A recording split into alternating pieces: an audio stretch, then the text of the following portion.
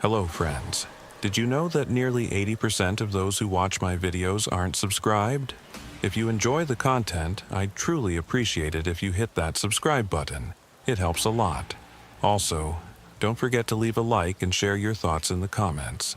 Your interaction not only supports the channel's growth, but also helps these stories reach more people. Thank you all for being here. By the way, where are you watching from? Let me know in the comments.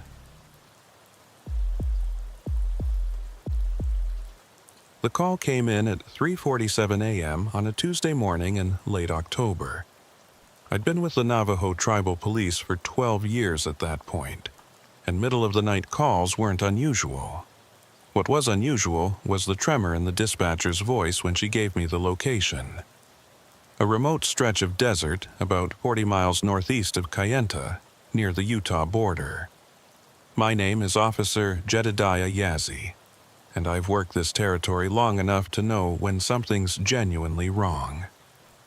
The dispatcher told me a local named Mehitable Begay had called in, claiming she'd found what looked like human bones while searching for her lost sheep in the pre-dawn darkness. She was waiting by the main road, too scared to go back to where she'd made the discovery. I grabbed my gear, filled my thermos with the station's bitter coffee, and headed out into the cold desert night. The drive took me through some of the most desolate parts of the reservation. Miles of nothing but sagebrush and red rock formations that looked like sleeping giants in the darkness.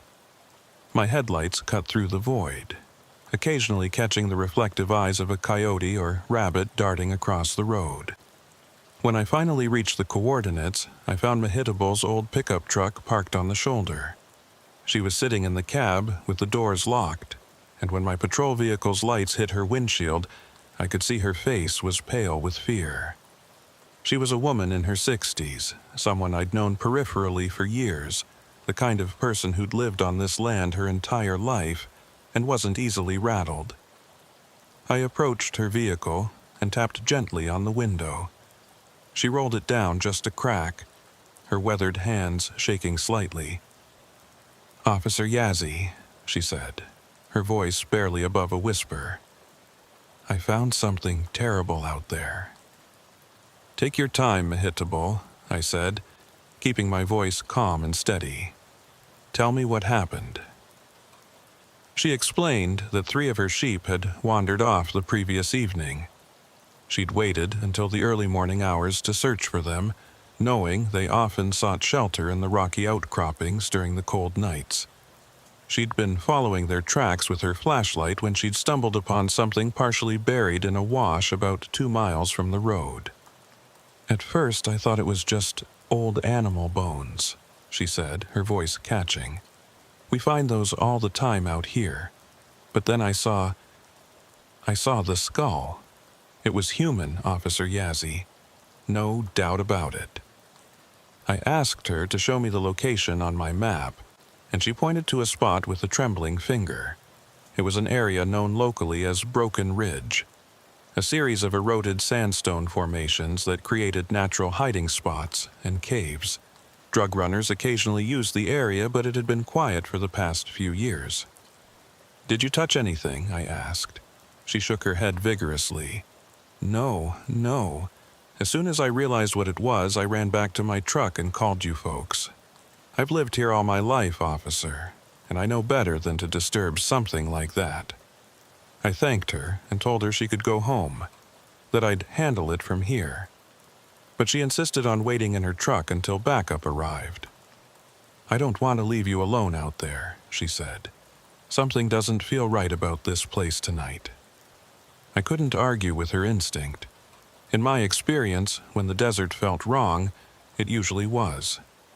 I radioed for backup and was told another officer, along with our coroner, Hezekiah Tom, would arrive within the hour.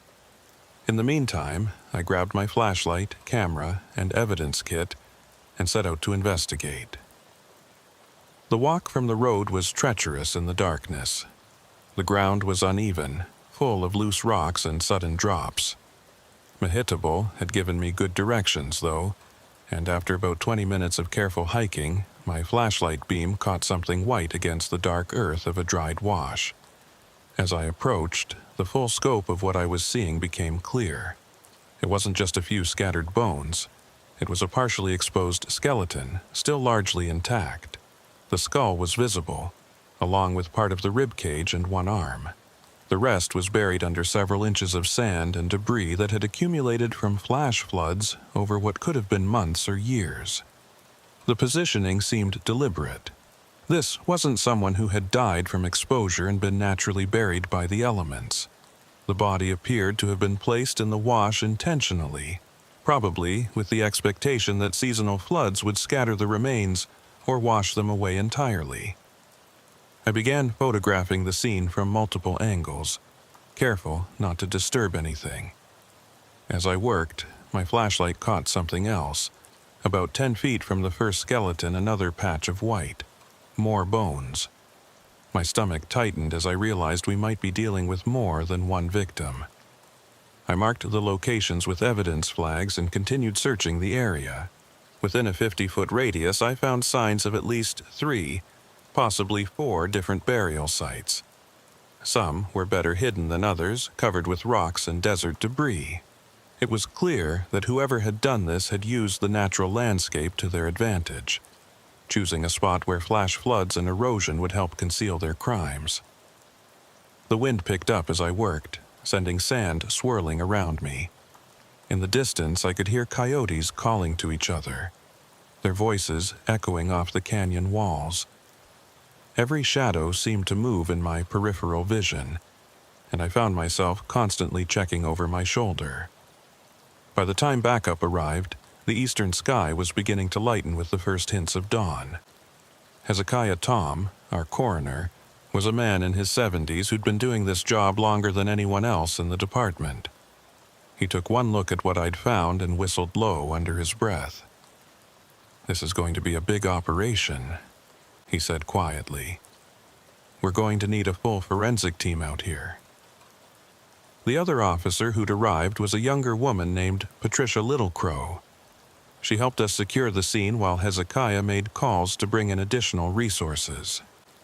By full daylight, we had a dozen people working the site, including forensic anthropologists from the FBI's field office in Phoenix. As the day wore on and the full extent of the burial site was revealed, the numbers became staggering. We found remains of at least 11 individuals, though some were so scattered and incomplete that getting an exact count would take weeks of analysis. The bones showed various stages of decomposition, suggesting the bodies had been placed there over a period of several years. What struck me most was the age range of the victims. Some of the skeletons were clearly adults, but others were much smaller. The forensic team estimated that at least 3 of the victims had been teenagers, possibly younger. That detail would haunt me for months afterward. Around midday, as the sun beat down mercilessly on our excavation site, one of the forensic technicians called me over. She'd found something buried with one of the bodies, a wallet, somehow partially preserved despite the conditions. Inside was a driver's license for someone named Robert Sinagini, who'd been reported missing from Tuba City 3 years earlier. Finally, we had a name to attach to one of these victims. Robert had been 23 years old, a construction worker who'd disappeared after leaving a bar one night. His family had searched for months, putting up posters, calling in tips that led nowhere. Now, at least, they would have closure, as brutal as it was. As word of the discovery spread through the local community, people began gathering along the road, watching our operation from a distance. Some were simply curious, but others came with photographs of missing family members, hoping and dreading in equal measure that we might have found their loved ones. Among the crowd was a local elder named Tabitha Salt. She was one of the most respected members of the community, someone who knew everyone and everything that happened within a 100-mile radius. When she approached me during a break, her face was grave. "Officer Yazzie," she said quietly, "I need to tell you something." About 6 months ago, my grandson and his friends were riding their ATVs out near here. They came home talking about seeing a truck parked in this area at strange hours, always at night, always with its lights off. They thought it might be drug runners, so they stayed away. Did they get a description of the truck? I asked, pulling out my notebook. Dark-colored, maybe blue or black. Older model, they said. My grandson thought it might have been a Chevy from the 90s. He's good with vehicles. She paused, looking out at the excavation site. There's more. About 2 weeks ago, that same truck was seen again, but this time during the day. It was at the gas station in Kayenta. The driver was a white man, middle-aged, wearing work clothes like he was in construction or something. This was the first potential lead we'd had beyond the bones themselves. I took down all the details Tabitha could provide and promised to follow up with her grandson. As she walked away, she turned back to me one more time. "Be careful, Officer Yazzie," she said. "Whoever did this, they've been doing it for a long time without getting caught. That makes them either very smart or very lucky. Either way, they're dangerous." The excavation continued for 3 more days. Each morning, I'd arrive at the site to find the forensic team had uncovered more remains, more evidence of the horrors that had taken place in this remote stretch of desert. We found personal effects with some of the bodies, jewelry, scraps of clothing, the remnants of shoes. Each item was carefully catalogued, photographed, and sent for analysis. On the 3rd night, I was working late at the station, going through missing persons reports from the past decade, trying to match descriptions with what we'd found. The coffee had long gone cold, and my eyes were burning from staring at the computer screen. That's when I noticed a pattern. 7 of the missing persons reports from our jurisdiction and the surrounding areas mentioned that the victims had last been seen at or near construction sites. Different projects, different companies, but all construction-related. It was a thin connection, but it was something. I pulled up employment records for construction companies that had worked in the area over the past 10 years. It was a long list. The reservation had seen a lot of development in that time, from casino expansions to road improvement projects. But one name kept appearing on multiple projects: Desert Sun Construction, a small company based out of Flagstaff. More interesting was that Desert Sun Construction had filed for bankruptcy 8 months ago, right around the time Tabitha's grandson had last seen the mysterious truck in the area. The owner, listed as one Malachi Thorne, had seemingly vanished after the bankruptcy, leaving behind angry creditors and unfinished projects. I ran Malachi Thorne through our database. White male, 53 years old, with a record of minor offenses, mostly bar fights and DUIs from his younger years. His driver's license photo showed a weathered face with deep-set eyes and a gray-streaked beard. According to the records, he drove a '94 Chevrolet Silverado, dark blue. My pulse quickened. This could be our guy. I immediately called Hezekiah and the FBI team to share what I'd found. Within hours, a manhunt was underway. Thorne's photo was distributed to every law enforcement agency in the Southwest. His bank accounts were flagged, his credit cards monitored. But Thorne had vanished like smoke.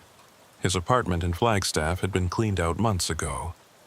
His truck wasn't registered at any address.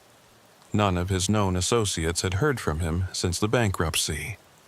It was as if he'd been preparing for this moment, ready to disappear the instant his crimes were discovered. The investigation intensified over the following weeks. The FBI brought in additional resources, including profilers and forensic specialists. The remains were sent to labs for DNA analysis, hoping to identify more victims. Some families received the devastating confirmation they'd dreaded. Their missing loved ones were among the dead. Others continued to wait in agonizing uncertainty. One morning, about 3 weeks after the initial discovery, I received a call that made my blood run cold. A convenience store clerk in Farmington, New Mexico, about 100 miles from the burial site, had called in a tip. A man matching Thorne's description had been in the store the previous night, paying cash for gas and supplies. The security footage was grainy but clear enough to make a positive identification. He was still in the area. The Farmington lead changed everything. Within an hour of receiving the convenience store footage, I was in my patrol vehicle, racing toward the New Mexico border with 2 FBI agents following close behind.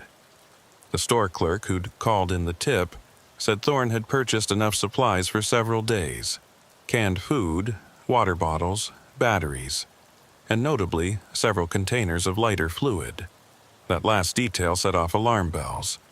Why would someone on the run need that much lighter fluid? The convenience store was on the outskirts of Farmington, one of those 24-hour places that serviced truckers and late-night travelers. When we arrived, the clerk, a nervous young man named Danny, was waiting for us with the security footage queued up. The timestamp showed Thorne had been there at 2:17 a.m., less than 6 hours ago. He paid cash, Danny explained, his hands fidgeting with his name tag. Didn't say much, kept his head down, but I recognized him from the news alert you guys sent out. Soon as he left, I called it in. Did you see what he was driving? I asked. Danny nodded eagerly. Yeah, it was definitely that blue Chevy from the pictures. Had Arizona plates, but they were covered in mud. Couldn't make out the numbers. Which direction did he go when he left? North, toward Colorado, but there's a bunch of back roads up that way. He could have gone anywhere. We thanked Danny and immediately set up a search grid. The FBI agents coordinated with state police from New Mexico and Colorado, while I contacted other tribal officers familiar with the area. If Thorne was heading north, he was moving into even more remote territory, the kind of place where a man could disappear for months if he knew what he was doing. As we organized the search, my phone rang. It was Hezekiah Tom, our coroner, and his voice was grim. "Jedediah, we've identified 3 more victims through dental records," he said. All of them were workers on reservation construction projects. All of them were reported missing within the last 5 years. All worked for Desert Sun Construction, I asked. 2 did. The third worked for a subcontractor but on a Desert Sun project. He paused. There's something else. We found evidence of restraint marks on several of the remains. Rope burns on wrist bones. Fractures consistent with struggle. These people didn't go quietly. The picture was becoming clearer and more horrifying. Thorne hadn't just been killing randomly. He'd been targeting his own workers, possibly those who wouldn't be immediately missed. Transient laborers, people without close family ties. The construction industry was perfect cover. Workers came and went regularly, and if someone didn't show up for work, it was assumed they'd moved on to another job. 3 hours into the search, we got a break. A rancher near the Colorado border called in saying he'd seen a blue Chevy pickup parked off a dirt road near his property. The truck had been there since dawn, and he hadn't seen anyone around it. We approached the location with extreme caution. The truck was parked in a cluster of cottonwood trees about 200 yards from the main road. As we got closer, I could see camping gear in the truck bed, but no sign of Thorne. The FBI agents and I spread out, weapons drawn, approaching the vehicle from 3 sides. The truck was empty, keys still in the ignition. The interior reeked of cigarette smoke and something else, that distinctive smell of fear sweat that I'd encountered too many times in my career. "Blood," one of the FBI agents said, pointing to dark stains on the passenger seat. "Fresh, maybe a day old. But it wasn't a large amount, not enough to indicate serious injury. More like Thorne had cut himself on something, or..." I looked closer. There were defensive wounds on the dashboard, nail marks where someone had clawed at the plastic. "He had someone with him," I said. the realization hitting me like a cold wind. Recent, within the last day or two. We immediately called for cadaver dogs and a larger search team. If Thorn had taken another victim, we might still have a chance to save them. The thought that we'd been this close, that if we'd just been a few hours faster. While waiting for the search team, I explored the area around the truck. About 50 yards away, I found tire tracks leading deeper into the wilderness. ATV tracks, fresh ones. Thorn must have had an all-terrain vehicle hidden here, a backup plan. The tracks led northwest toward the San Juan Mountains. It was rough country up there, full of abandoned mines and old logging camps. Perfect for someone who didn't want to be found, but also dangerous, especially with winter approaching. The temperature dropped below freezing at night, and the first snows weren't far off. The search team arrived with dogs within the hour. The German shepherds immediately picked up a scent trail from the truck, leading in the same direction as the ATV tracks. We followed on foot and in vehicles where possible, the dogs straining against their leads. About 3 miles in, the dogs suddenly became agitated, barking and pulling toward a ravine off the main trail. My heart sank, expecting to find another body. But what we found was somehow more disturbing. It was a makeshift camp, recently abandoned. The fire pit still had warm embers. Empty food cans were scattered around, the labels matching what Thorn had bought at the convenience store. But there were also restraints, zip ties cut and discarded, duct tape with hair stuck to it, and blood, more blood, on the rocks near the fire pit. He definitely had someone, the lead FBI agent said, photographing the scene.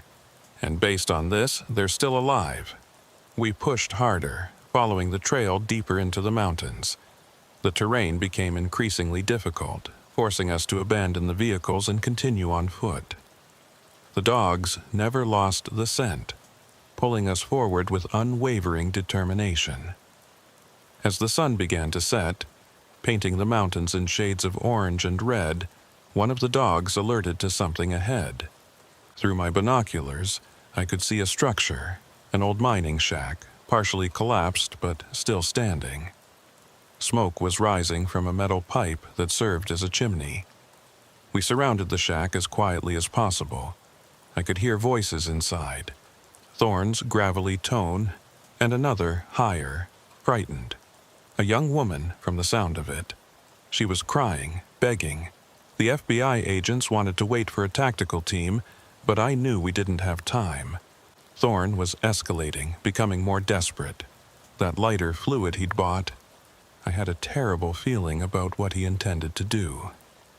"This is Officer Jedediah Yazzie of the Navajo Tribal Police," I called out, my voice echoing off the mountain walls. "Malachi Thorn, we have you surrounded. Come out with your hands visible." There was a moment of silence, then a crash from inside the shack. The woman screamed. I heard Thorn yelling something unintelligible, then the distinctive sound of liquid being poured. The smell of lighter fluid drifted out through the gaps in the walls. We couldn't wait. I kicked in the door, my weapon raised, just as Thorn was raising a lit Zippo lighter. He was standing over a young woman, probably in her 20s, tied to a chair. She was soaked in lighter fluid, her eyes wide with terror. Thorn himself was also drenched in the accelerant, his clothes dark with it.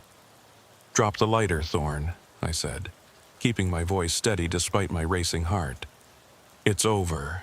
Thorn laughed, a harsh, broken sound. "Over? It's been over for a while now, officer. You just didn't know it." "Those people you killed," I said, trying to keep him talking while the FBI agents maneuvered for better positions. "They were your workers. Why?"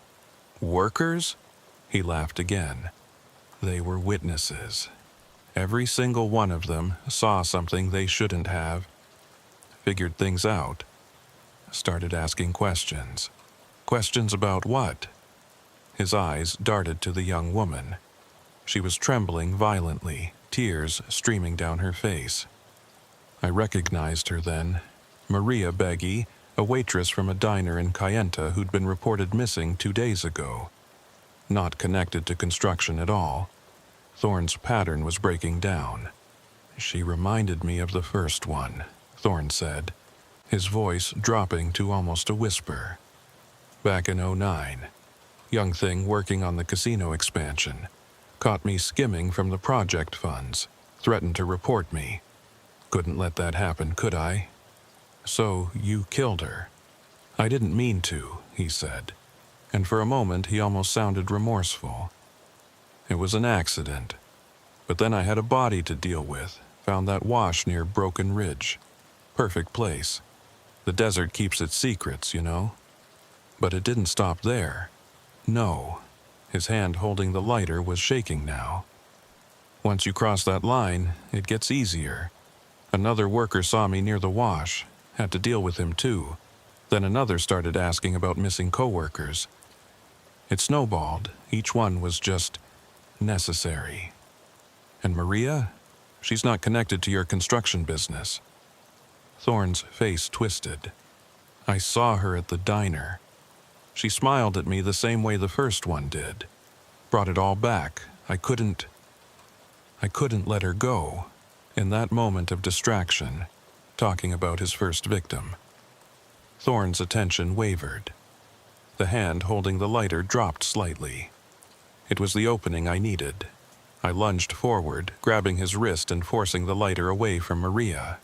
Thorne was stronger than he looked, fighting with the desperate strength of a cornered animal. We crashed into the shack's wall, old wood splintering under our weight.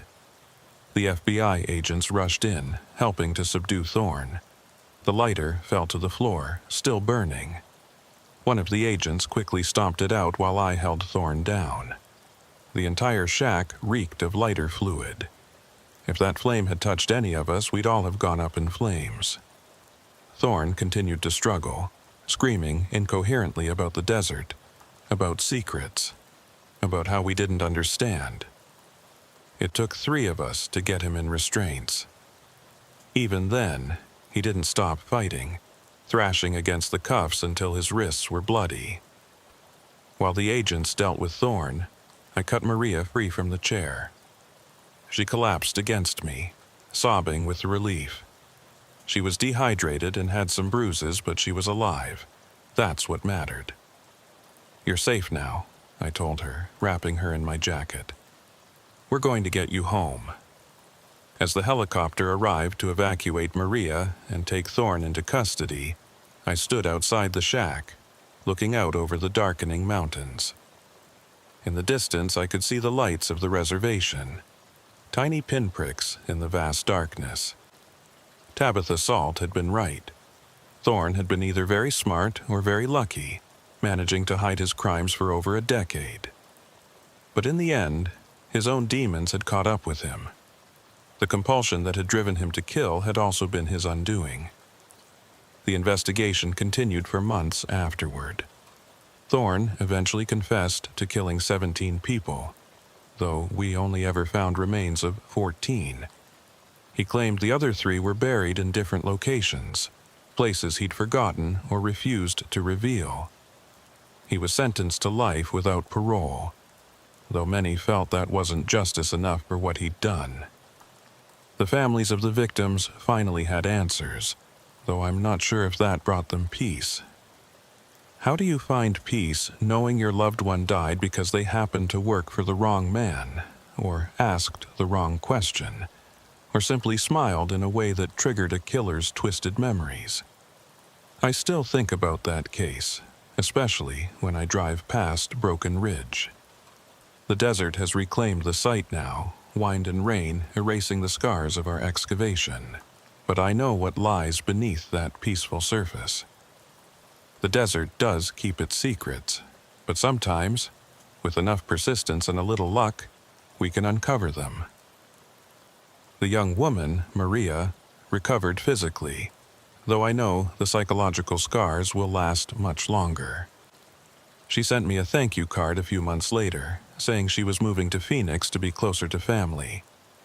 I hope she's found some measure of peace there, far from the high desert and its buried horrors. As for me, the case changed something fundamental in how I view my job. I'd always known there was evil in the world, but Thorne taught me that it could hide in plain sight, behind a normal face and a construction company logo. It made me more vigilant, more suspicious perhaps, but also more determined to protect the people under my jurisdiction. Because out here in the vast expanses of the reservation, where the nearest help might be hours away, sometimes we're all that stands between the innocent and the predators who walk among them. And sometimes, like that night in the mountains, we get there just in time. The bones beneath Monument Valley have all been returned to their families now, properly laid to rest with the ceremonies and dignity they deserved. But I know there are other secrets out there, other bones waiting to be discovered, other predators hiding behind masks of normalcy. That's why I keep doing this job, despite the nightmares it sometimes brings. Someone has to stand guard. Someone has to be willing to dig up the truth, no matter how deeply it's been buried. And in this vast desert, under these endless skies, that someone is me and my fellow officers watching over our people, ready to face whatever darkness emerges from the shadows. 3 months had passed since we'd arrested Malachi Thorne. The media coverage had finally died down, and life on the reservation was returning to something resembling normal. I thought the case was closed, filed away with all the other dark chapters of my career. I was wrong. The call came on a cold February morning. Hezekiah Tom's voice was tense when he spoke. "Jedediah, you need to come to the morgue. We found something." The drive to the tribal police headquarters in Window Rock took 2 hours through a light snowfall.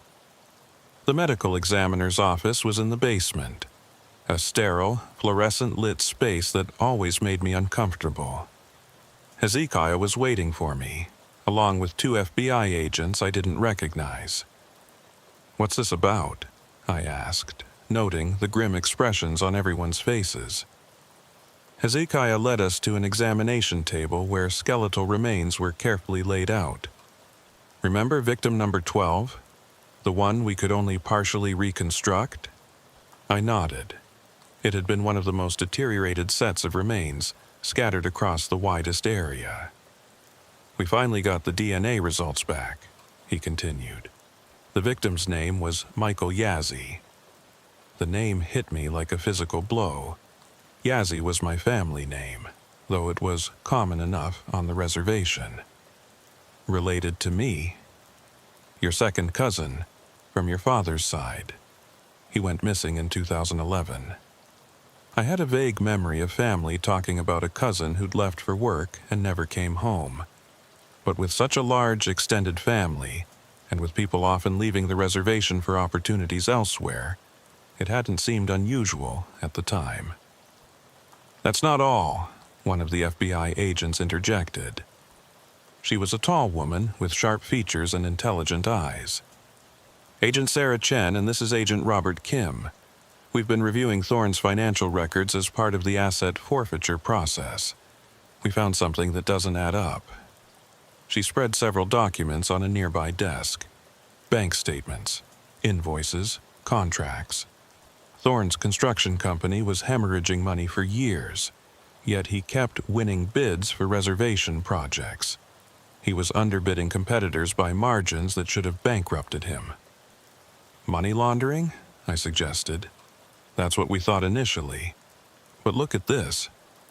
Agent Kim pulled up a laptop showing a complex spreadsheet. Every project where a worker went missing, Thorne received a large cash payment within a week, always from different sources, always just under the reporting threshold. "Someone was paying him," I said, the implication sinking in. "Someone was paying him to kill."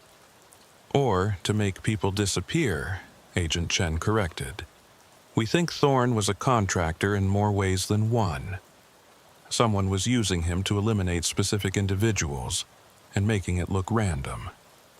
I thought about my cousin Michael. He'd been working on a casino project, but he'd also been involved in tribal politics, advocating for stricter oversight of construction contracts. Had he discovered something that made him a target? "We need to talk to Thorne again," I said. "He's not talking," Agent Kim replied. "His lawyer has him clamped up tight. But we have another lead. Tabitha Salt, the elder who gave you information about the truck. She reached out to us yesterday. Said she remembered something else." We drove to Tabitha's home, a modest house on the outskirts of Kayenta. She greeted us with traditional fry bread and coffee, but her expression was troubled. "I've been having dreams," she said, which might have sounded crazy from anyone else, but among the Navajo, dreams were often taken seriously. Dreams about the bones. But in my dreams, they're not random victims. They're connected like a web. "Connected how?" I asked. She pulled out an old photo album, pages yellow with age. My late husband kept track of everything that happened on the reservation. Every development project, every political dispute, every suspicious death. She opened to a page covered in newspaper clippings. "Look at the dates." Each clipping was about a different issue. A protest against a proposed uranium mine, a corruption investigation into casino finances, a dispute over water rights. And next to each clipping, written in careful handwriting, were names. Names I recognized from our victim list. "They were all involved in fighting something," Tabitha said. "Different fights, but always against powerful interests. Your cousin Michael, he found evidence that construction funds were being diverted. Patricia Begay was going to testify about illegal dumping on sacred lands. Robert Tsinagini had documents about water rights violations." The pattern was clear now. Thorne hadn't been choosing victims randomly from his workforce. He'd been given specific targets, people who posed threats to various interests. The construction work was just cover, a way to get close to the victims. "Who would have the power to coordinate something like this?" Agent Chen asked. Tabitha was quiet for a long moment. "There's a man. Calls himself a business consultant. Archibald Holbrook. He's been around for 15 years, always in the background of major deals. Never the face of anything, but always there." I'd heard the name.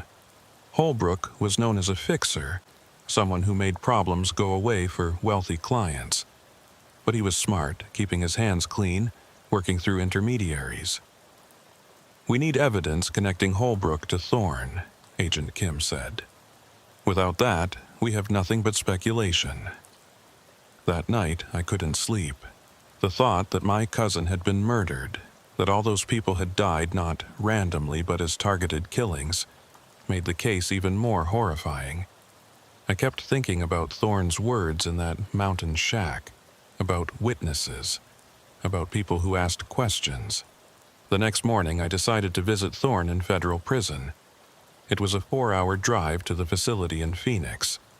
Thorne looked smaller in his orange jumpsuit, older. Prison had not been kind to him. "Officer Yazzie," he said, a bitter smile on his face. "Come to gloat?"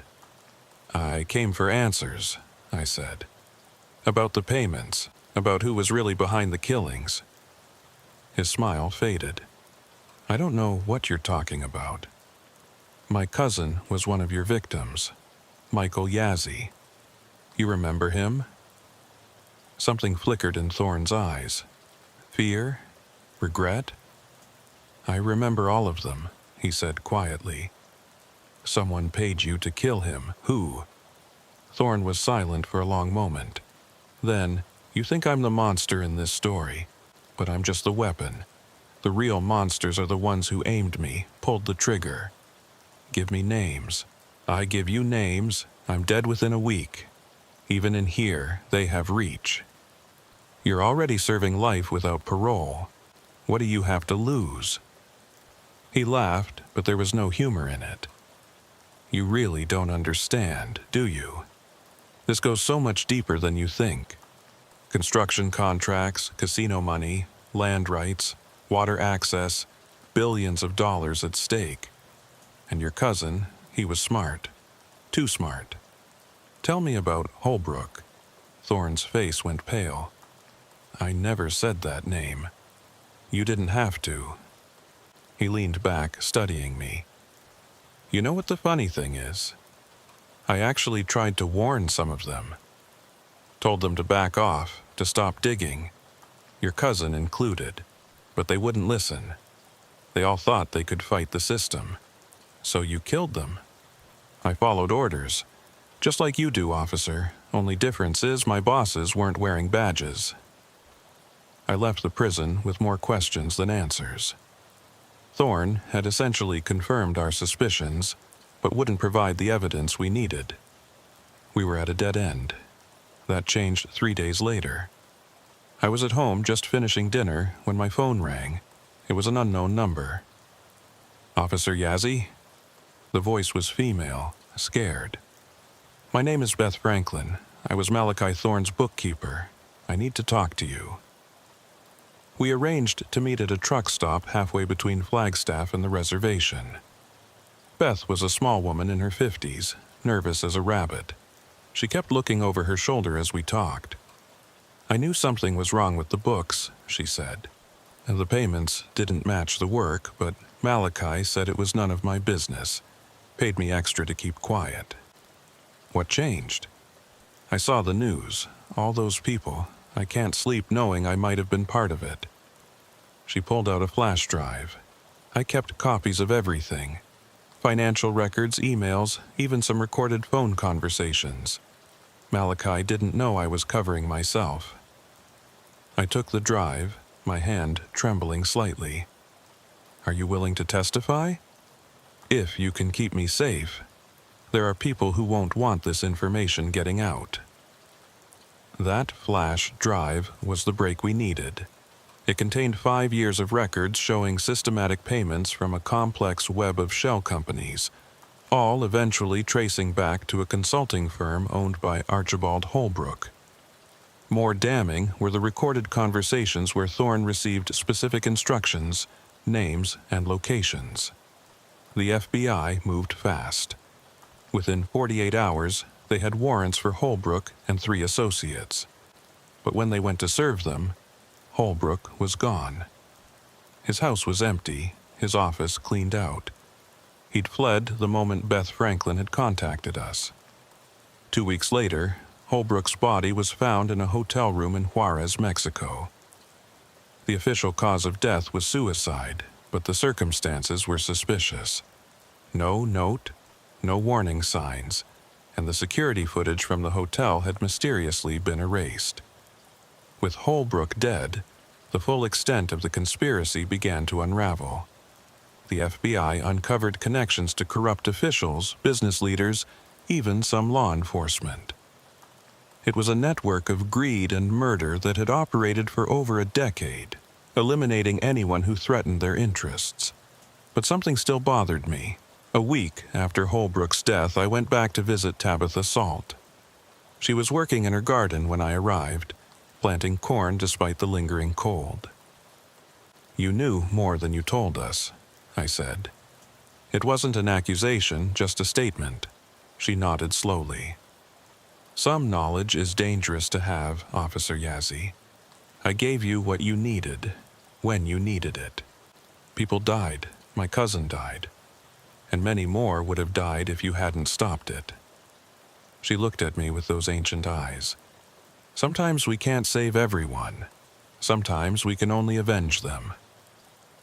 As I drove home that night, I thought about all the victims. They'd died for trying to protect the land, the water, the people. They'd been silenced for asking questions, for demanding justice. But in the end, their bones had spoken from beneath the desert sand.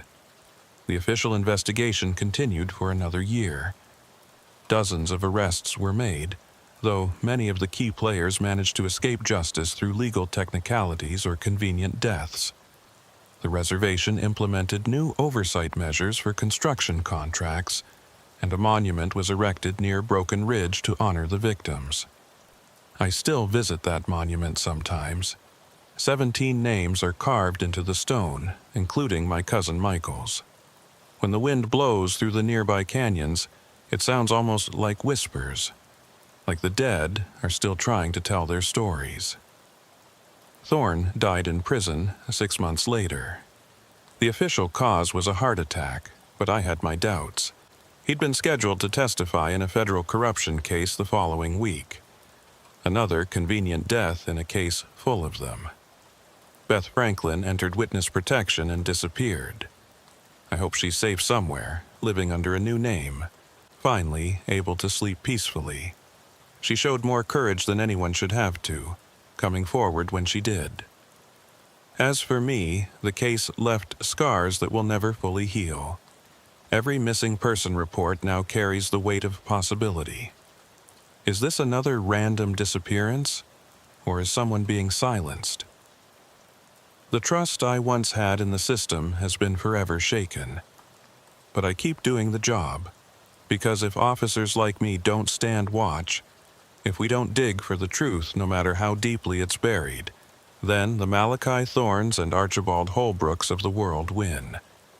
And I can't let that happen. The desert keeps its secrets, yes. But sometimes, with persistence and courage and a little luck, we can force it to give them up. And when we do, we owe it to the victims to see justice done. Even if that justice is imperfect, even if it comes too late. 5 years have passed since we uncovered the mass grave at Broken Ridge. 5 years since the arrests, the investigations, the convenient deaths. I thought I'd moved on, filed it all away in that compartment of my mind where cops store the horrors we've witnessed. But the desert has a way of bringing the past back to the surface.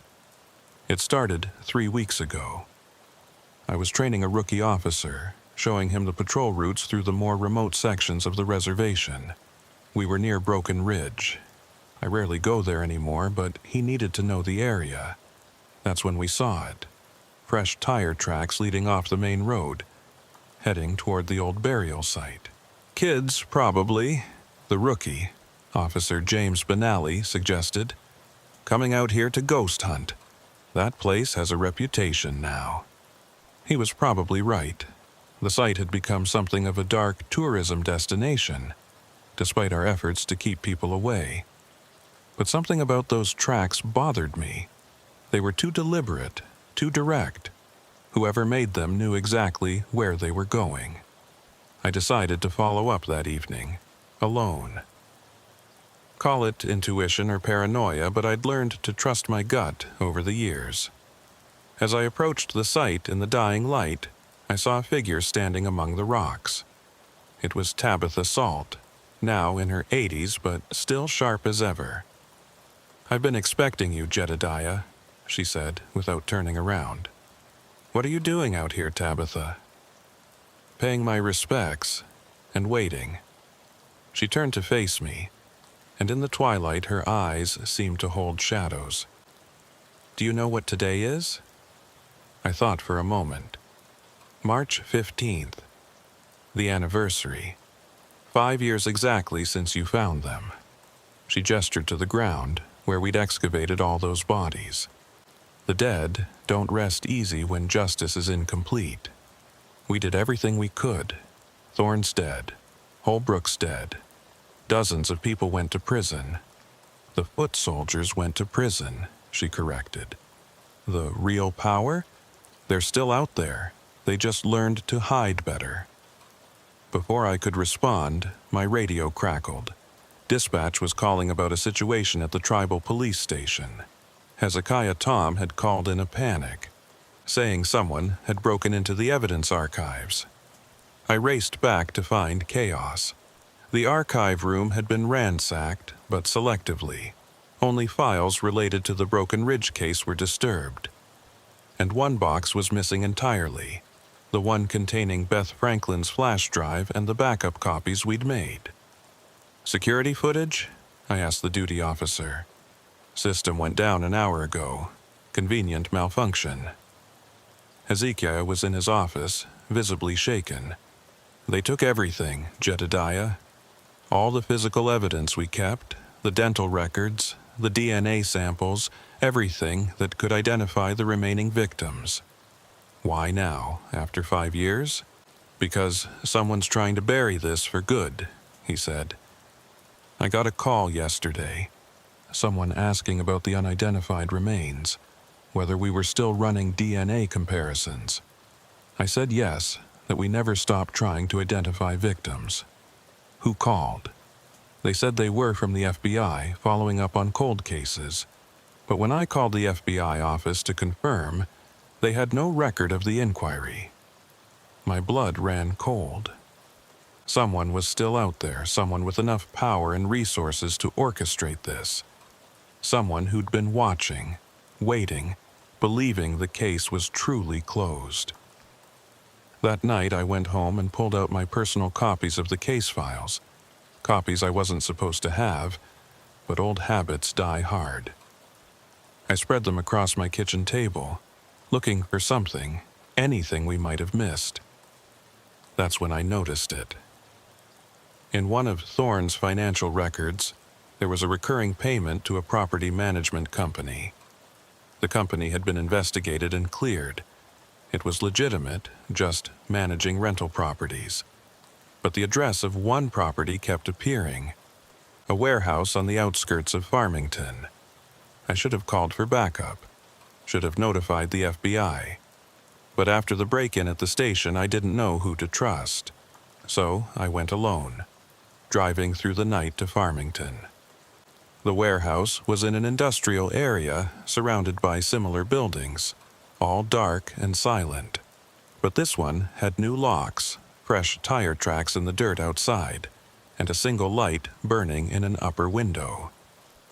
I pulled out my phone to record what I was seeing, then approached carefully. The main door was locked, but a side entrance was slightly ajar. The smell hit me immediately. Chemicals. Formaldehyde. The same smell as Hezekiah's morgue. Inside, the warehouse had been converted into something else. Plastic sheeting covered the walls. Industrial freezers hummed in the corner. And in the center of the room, examination tables. This wasn't just a warehouse, it was an off-the-books morgue. Files were stacked on a desk in the corner. I photographed everything I could.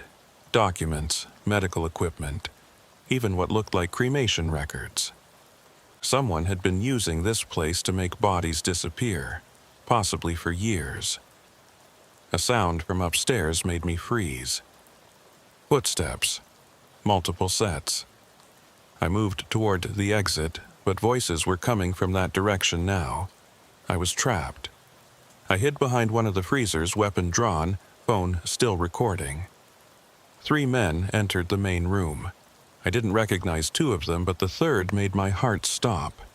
It was Deputy Director Harold Morrison from the State Police, someone who'd been instrumental in the original investigation, someone we'd trusted completely.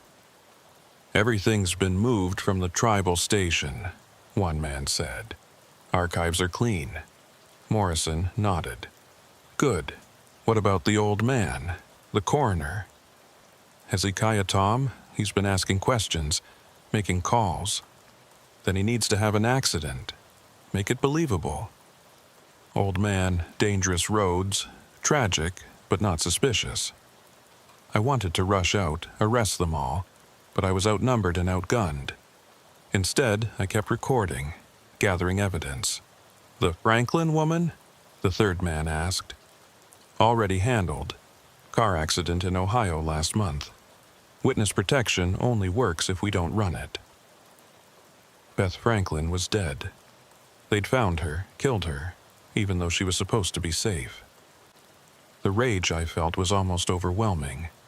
They continued talking, discussing names I recognized, journalists who'd covered the case, activists who'd demanded further investigation. A kill list disguised as contingency planning. Then Morrison said something that chilled me to the bone. "Officer Yazzie been sniffing around again. Tabitha Salt, too. They both need to go, but carefully. Too many convenient deaths raise questions." "The old woman's easy," one man replied. Natural causes at her age won't surprise anyone. And Yazzie? Line of duty death, set up a traffic stop gone wrong. We've done it before. They had. I thought about Officer Justin Hare from New Mexico, killed during what seemed like a routine traffic stop. How many other line-of-duty deaths had actually been executions? I needed to get out, to get this recording to someone trustworthy. But as I moved toward a rear exit, my phone vibrated. The battery warning. In my rush to investigate, I'd forgotten to charge it. The screen went dark just as Morrison started naming more targets. I made it out through a loading dock, my hands shaking as I reached my vehicle. I drove for miles before pulling over to catch my breath. The recording was saved, but my phone was dead. I needed to get somewhere safe, charge it, and upload everything to multiple locations. I drove to the one person I knew I could trust, Tabitha Salt. She was awake when I arrived, as if she'd been expecting me. "They're going to kill us both," I told her, explaining everything I'd discovered. She listened calmly, then said, "I know. I've known for weeks. Why do you think I was at Broken Ridge? I was saying goodbye. We need to run, get you somewhere safe. I'm 83 years old, Jedediah. I'm not running anywhere." She pulled out an old laptop. "But we can make sure the truth survives us." We spent the next 3 hours uploading everything to encrypted servers, sending copies to journalists, civil rights organizations, even international human rights groups. The recording, the photos, everything. As dawn broke, we heard vehicles approaching. Multiple vehicles. They'd found us. "Go," Tabitha said. "Out to the back." My grandson left his dirt bike behind the shed. "I'm not leaving you." "Yes, you are. Someone needs to survive to verify the evidence." She smiled, a fierce expression. "Besides, I'm an old woman. What are they going to do? Shoot me in my own home? Let them try to explain that." I ran. I'm not proud of it, but I ran. The dirt bike got me into the backcountry where I knew trails they couldn't follow in vehicles. Behind me, I heard sirens, then gunshots, then nothing. That was 3 days ago. I'm writing this from a location I won't disclose, using a connection I trust is secure. Tabitha Salt is dead. The news says natural causes, a heart attack. But I know better. Hezekiah Tom died in a car accident yesterday. Drove off a cliff in broad daylight on a road he'd traveled for 40 years. They're coming for me. Morrison has labeled me a person of interest in the evidence theft, claiming I've gone rogue. They've frozen my accounts, canceled my credentials. I'm officially a fugitive. But the evidence is out there now. Journalists are starting to ask questions. The FBI, the real FBI, has opened a new investigation.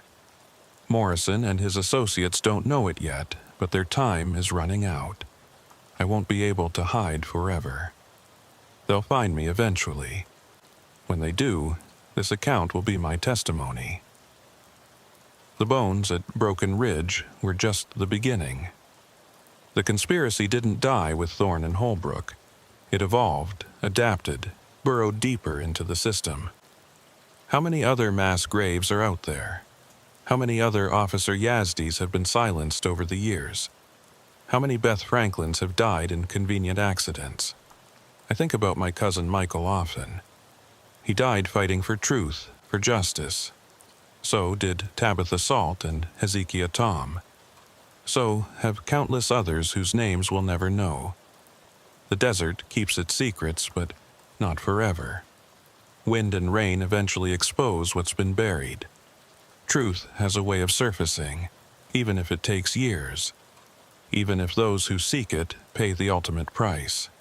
If you're reading this and I'm gone, know that we tried. Know that there are good people still fighting. Don't let them bury the truth again. Don't let the bones be forgotten. Watch for the signs, the convenient deaths, the missing evidence, the investigations that go nowhere. They're all connected. Threads in a web that spans decades and reaches into places you'd never suspect. Trust no one completely. Question everything. And remember, in the high desert of the Navajo Nation, beneath the beautiful monuments and painted landscapes, secrets lie buried. Some are meant to stay that way. Others demand to be brought into the light, no matter the cost. My name is Officer Jedediah Yazzie. I was a Navajo tribal police officer for 12 years. I found the bones at Broken Ridge. And now I'm probably going to become one of them. But the truth will survive me. It has to. My name is Officer Nehemiah Sosi, and I've been with the Navajo Tribal Police for 8 years. I've handled domestic disputes, drug cases, missing persons, the usual mix of tragedy and violence that comes with policing a territory larger than some states. But nothing prepared me for what started as a routine stalking complaint in the summer of 2023. It began on a scorching July afternoon. I was finishing paperwork at the station in Chinle when a woman came in, asking to speak with an officer. Her name was Sophronia Nez, a 32-year-old elementary school teacher who lived alone in a small house about 15 miles outside of town. She was visibly shaken, constantly looking over her shoulder, her hands trembling as she filled out the complaint form. "It started about 3 weeks ago," she explained, her voice barely above a whisper. "Little things at first. I'd come home and find my gate open when I knew I'd closed it. My trash cans moved, footprints around my windows." I'd heard similar complaints before. Living in isolated areas, people sometimes got paranoid, mistaking animal activity for human intrusion. But something about Sophronia's demeanor told me this was different. She wasn't paranoid, she was terrified. "Have you seen anyone?" I asked, taking notes. "Once. Last Tuesday night, around 2 in the morning. I woke up because my dog was going crazy, barking and scratching at the back door.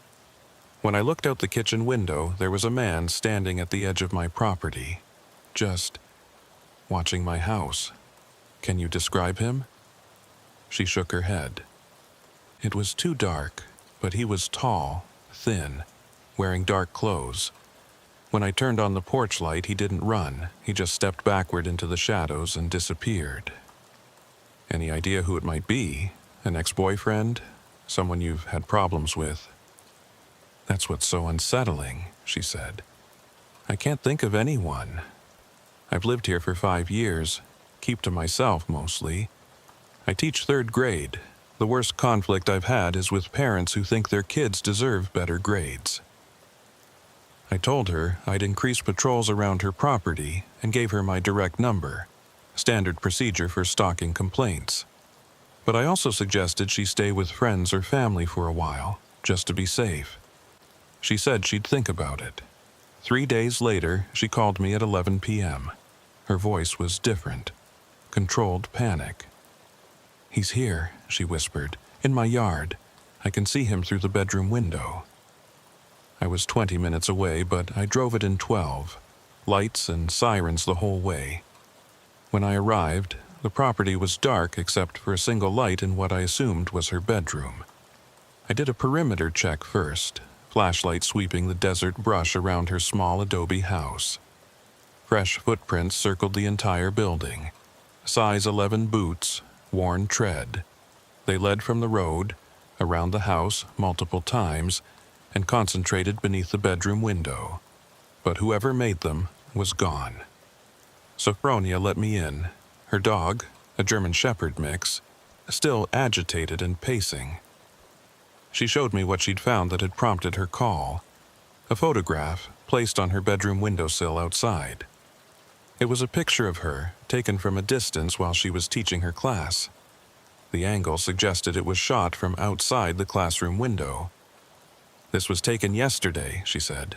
"I was wearing that same dress. He's been watching me at work too." The violation of her workplace, a place she should feel safe, elevated this beyond simple stalking. This was systematic surveillance, planned and deliberate. I bagged the photo as evidence and called for backup to help canvass the area. My partner that night was Officer Patricia Littlecrow. We found more footprints leading to a small rise about 100 yards from the house, a perfect vantage point. Cigarette butts littered the ground. He'd been there for hours, maybe regularly.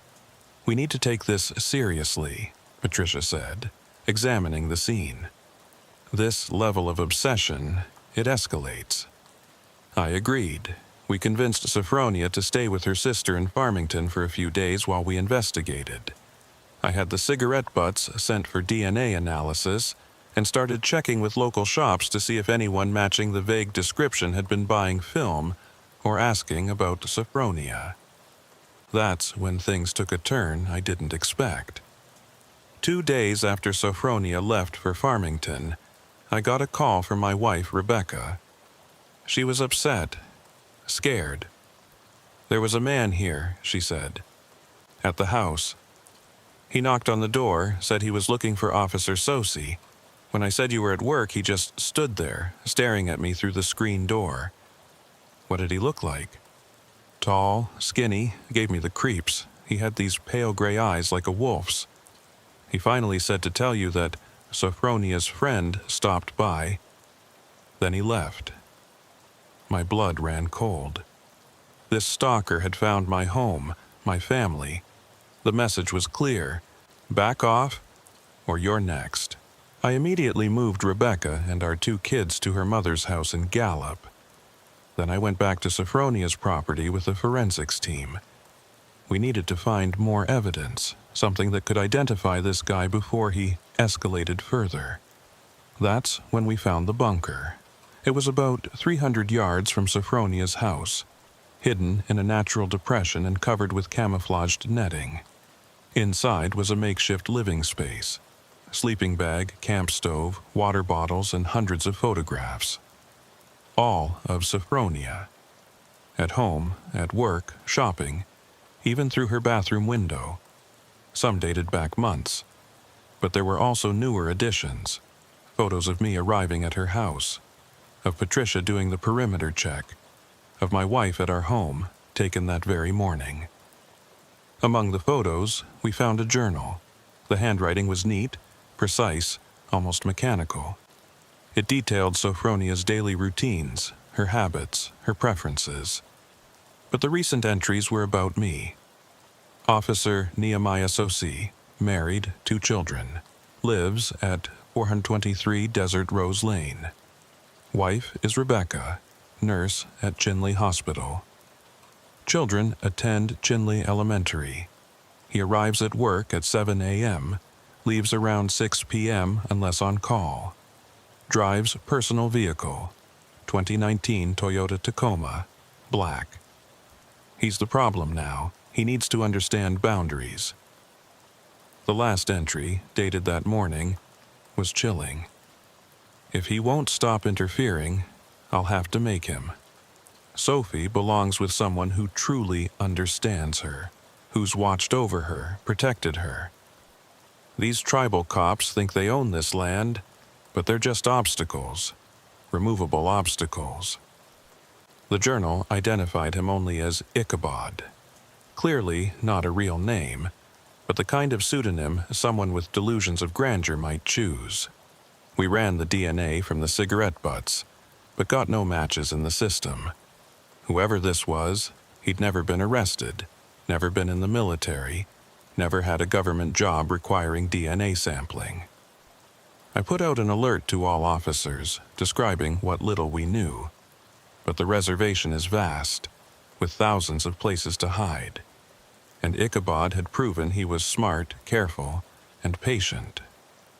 A week passed with no sightings. Sophronia remained in Farmington, but she was growing restless, wanting to return to her job, her life. I couldn't blame her, but I also couldn't guarantee her safety. Then, on a Wednesday evening, I was driving home from the station. Not to my house, but to a motel where I'd been staying since the threat, when I noticed headlights in my rearview mirror. The vehicle was keeping pace, maintaining the same distance for miles. I took a sudden turn onto a dirt road. The vehicle followed. I sped up, it sped up. I killed my lights and pulled behind an abandoned building. The vehicle slowly cruised past, an old white van, no plates visible.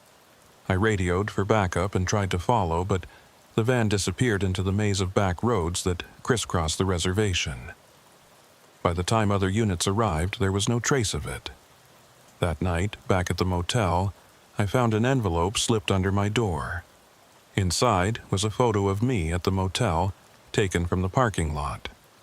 On the back, written in that same neat handwriting, "You can't protect her forever, or yourself." The psychological warfare was taking its toll. I was exhausted, paranoid, checking over my shoulder constantly. My family was scared, my wife begging me to request a transfer, to let someone else handle the case. But I couldn't. This had become personal. Ichabod had made it personal. 3 weeks into the investigation, we caught a break. A gas station attendant in Mexican Water reported a man matching Ichabod's description buying supplies. Tall, thin, gray eyes, paying cash. But this time, he'd made a mistake. The attendant noticed him getting into a white van and caught a partial plate number.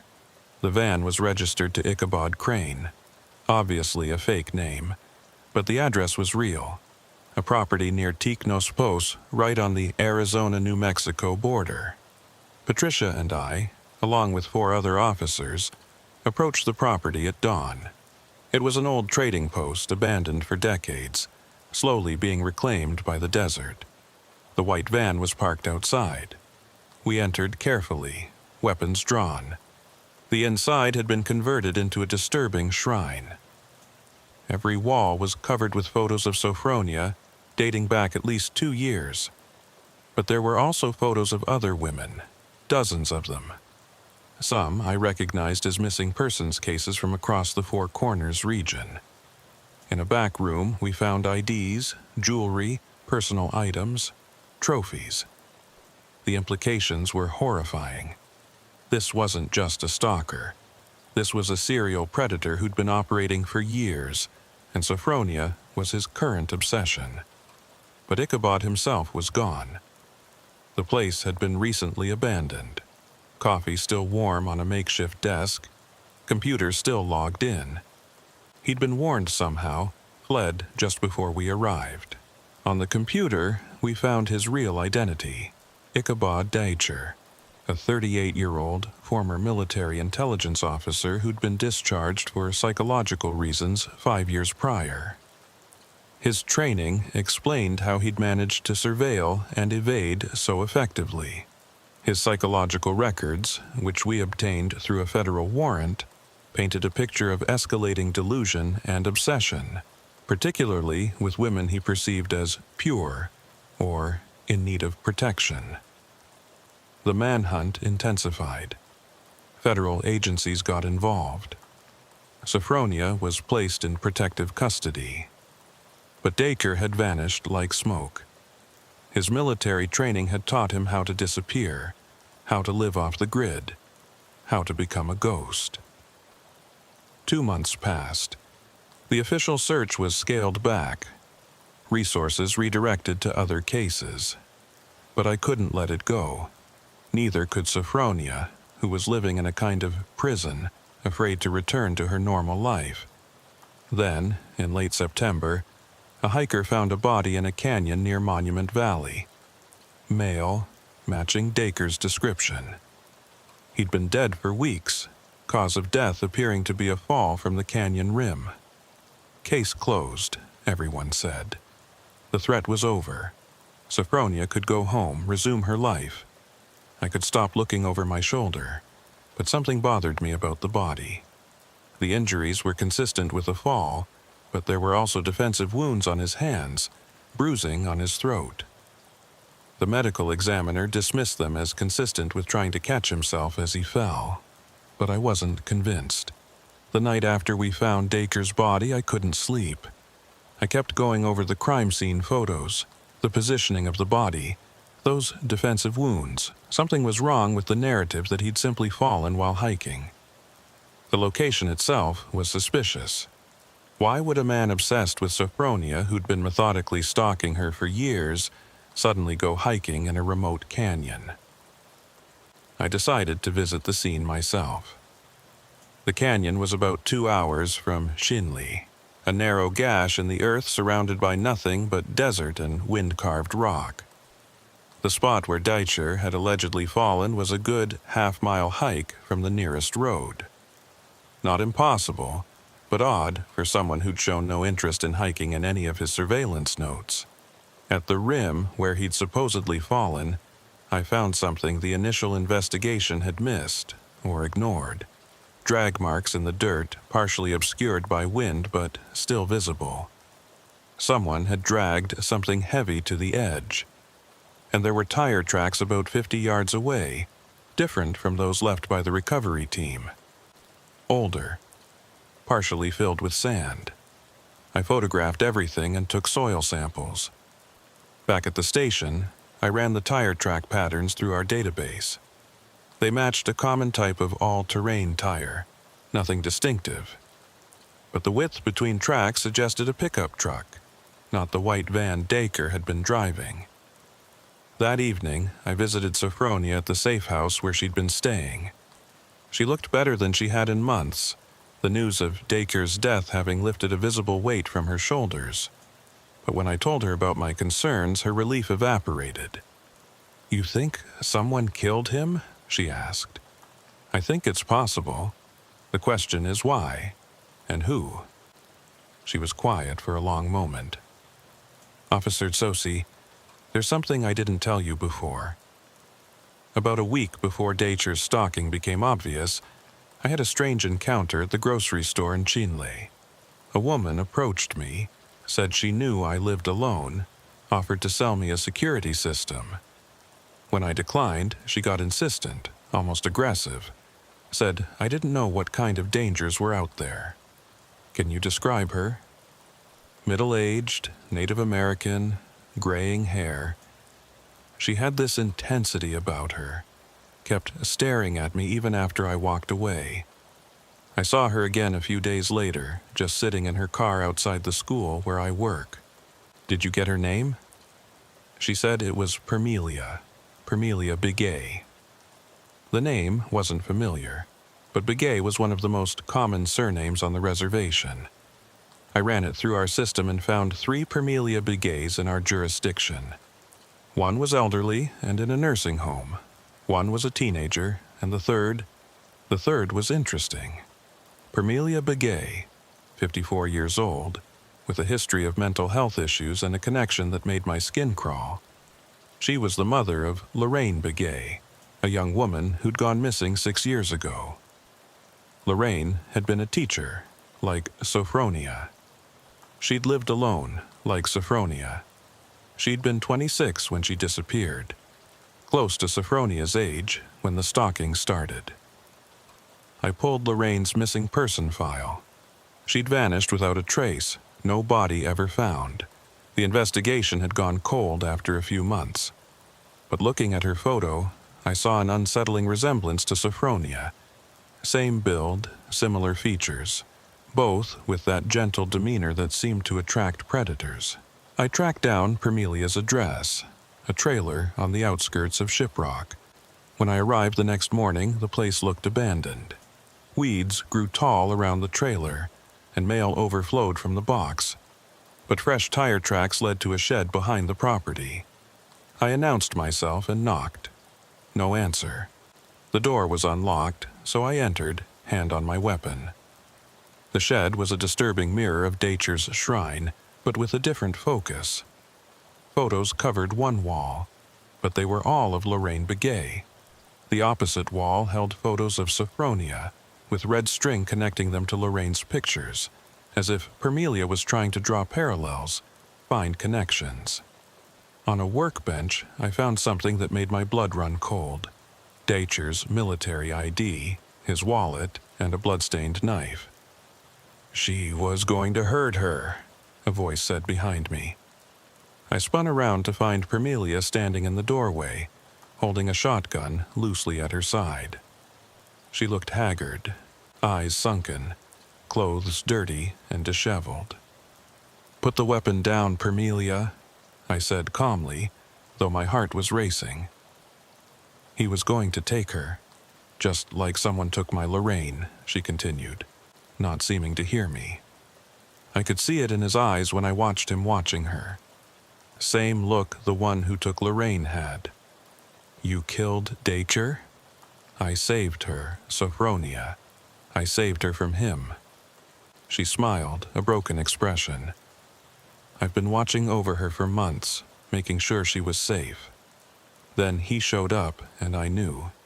I knew what he was. Permelia, I need you to put the shotgun down so we can talk about this. I followed him from that old trading post. He was planning something big, had supplies, rope, drugs. He was going to take her that night, so I stopped him." "How?" "I waited until he was alone, checking one of his observation spots. Hit him with a tire iron, drove him to that canyon. He woke up at the edge, tried to fight, but I'm stronger than I look."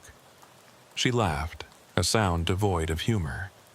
"He begged at the end, said he loved her, would never hurt her, but they all say that." "Who's they all, Permelia?"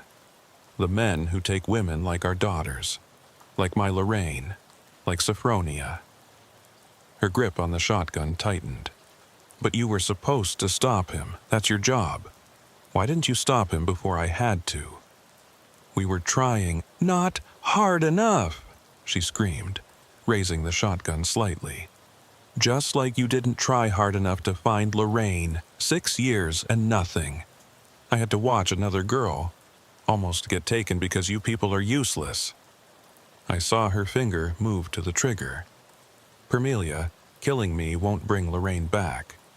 "No, but it might save the next girl when you fail again." The standoff lasted maybe 10 seconds, but it felt like hours. Then, from behind Permelia, I heard Patricia's voice. "Drop the weapon now!" Permelia turned slightly, and I lunged forward, grabbing the shotgun barrel and pushing it up. It discharged into the ceiling, showering us with debris. Patricia rushed in, and together we subdued Permelia, who collapsed, sobbing about her lost daughter. As we waited for backup and EMTs, Permelia told us everything. She'd been watching Sophronia for over a year, convinced that whoever took Lorraine would come for her too. When Dacher appeared, she saw her chance for the justice she'd never gotten for her daughter. "I found his little bunker before you did," she said. "Saw all those photos, the journal. I knew what he was planning. The law wouldn't have stopped him in time. He was too smart, too careful. So I did what needed doing." "Those other women in his photos," I asked. "Did you recognize any of them?" She nodded. 3 of them. All missing from around here over the past 5 years. He killed them, I'm sure of it. But you'll never find the bodies. He was careful about that." The investigation that followed revealed Permelia was likely right. Dacher had been linked through DNA evidence to at least 4 missing women across 3 states. But their bodies were never recovered, despite extensive searches based on Permelia's observations and Dacher's own notes. Permelia was charged with murder, but her lawyer built a strong case for mental illness brought on by grief and trauma. She'd been protecting Sophronia in her own twisted way, finishing what law enforcement couldn't. The jury was sympathetic. She was sentenced to psychiatric treatment rather than prison. Sophronia had mixed feelings about it all. "She saved my life," she told me during one of our final meetings. "But she also terrified me. Knowing someone was watching me to protect me feels almost as violating as knowing someone was watching me to hurt me." The case officially closed, but it left scars on everyone involved. My family remained nervous for months, my wife insisting on new locks, security cameras, a dog. The trust that had been broken, the sense of safety in our own homes, was slow to rebuild. But there was one more twist that came 6 months later. I was going through old missing persons files, cross-referencing them with Datcher's activities, when I found something odd. 3 of the women who'd disappeared had received strange visits before they vanished. A woman trying to sell them security systems, warning them about dangers. The descriptions varied, but the pattern was there. I dug deeper. Permelia had alibis for those times, solid ones. She'd been in psychiatric hold for one, visiting family out of state for another. It wasn't her, which meant there was another woman out there, following the same pattern, watching vulnerable women, warning them, possibly even selecting them for predators like Datcher. The thought was chilling, a symbiotic relationship between protector and predator, each feeding off the other's obsession. I brought this to the FBI, but without concrete evidence, there wasn't much they could do. The pattern was too vague, the connections too tenuous. They filed it away, said they'd keep an eye out. But I couldn't let it go. I started my own investigation, off the books. I found 7 more cases across the Southwest with the same pattern. A woman warning about danger, followed by a disappearance within a year. Different descriptions of the woman each time, but always the same approach, the same intensity. Late one night, going through these files at home, my phone rang. Unknown number. Officer Tsosi? The voice was female, older, carefully modulated.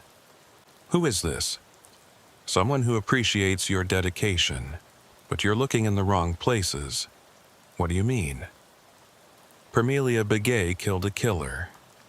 She's a hero even if the law doesn't see it that way, but she's not the only one who's noticed the patterns, who's trying to protect the vulnerable.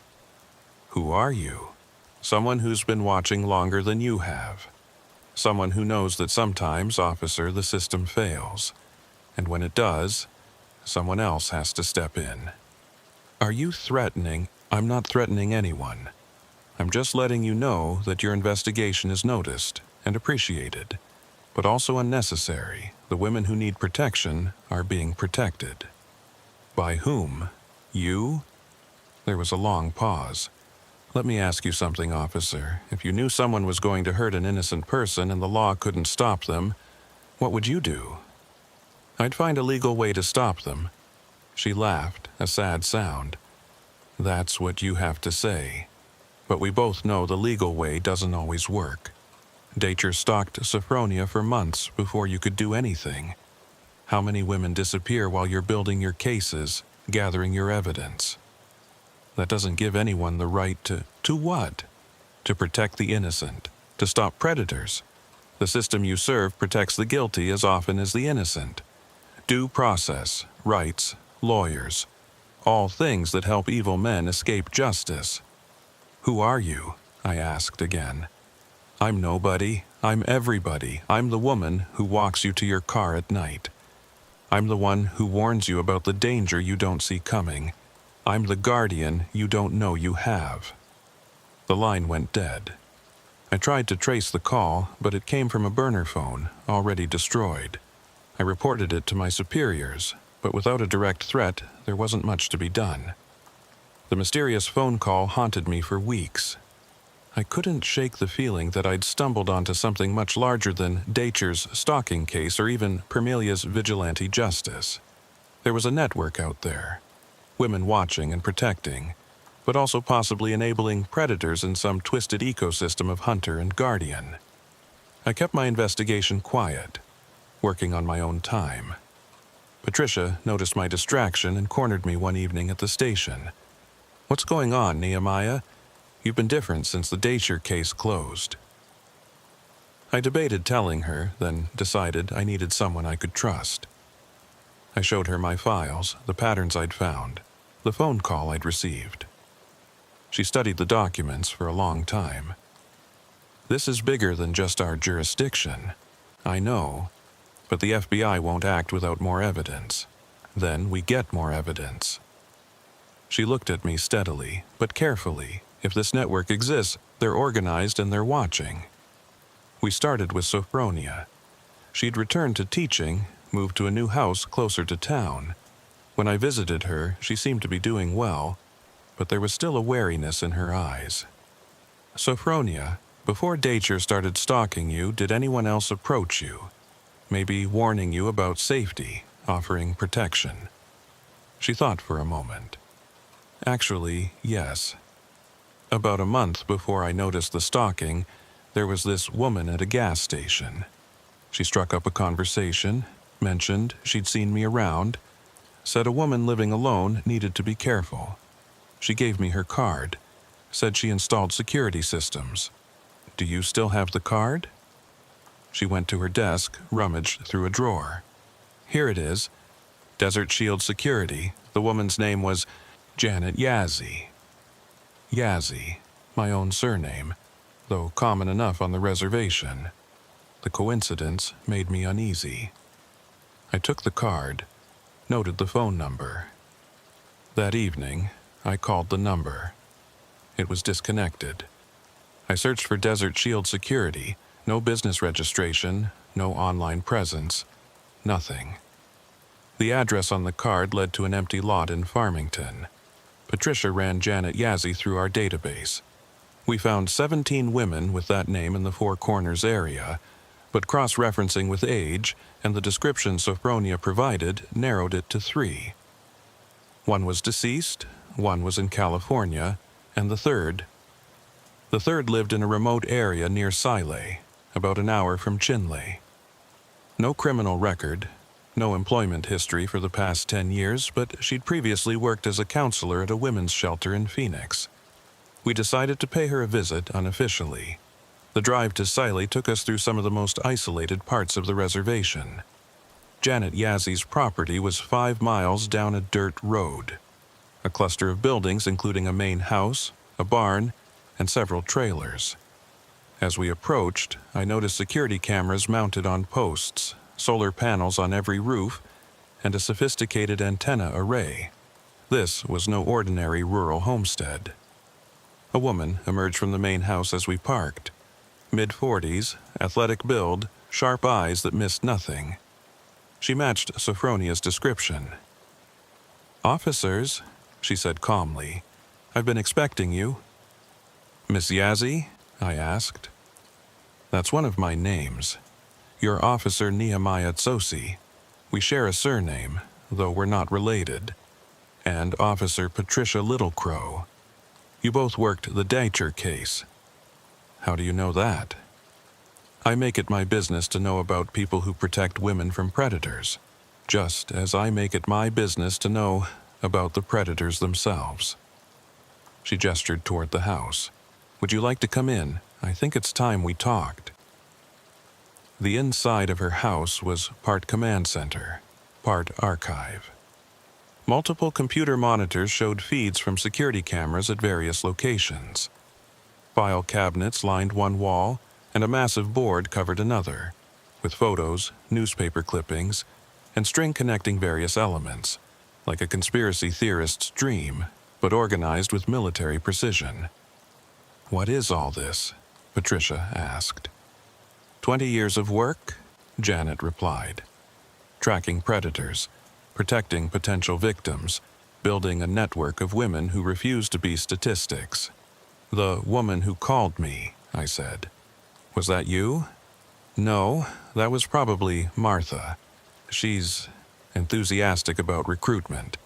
Thinks every cop should be part of the solution instead of the system." "How many of you are there?" "Enough. We're teachers, nurses, social workers, law enforcement, judges. Women in positions to see the patterns, to intervene when necessary." "Intervene how?" Janet's expression hardened. "Usually by warning potential victims, helping them disappear if necessary, providing protection the system won't. Sometimes by ensuring predators face consequences the law can't deliver." "Like Permelia did with Dacher?" "Permelia wasn't one of us, though we were aware of her. She was a mother, driven by grief, acting alone. We're more organized." "You're vigilantes," Patricia said flatly. "We're survivors," Janet corrected. Every woman in our network has been touched by violence the system failed to prevent or punish. We decided to stop being victims and start being protectors.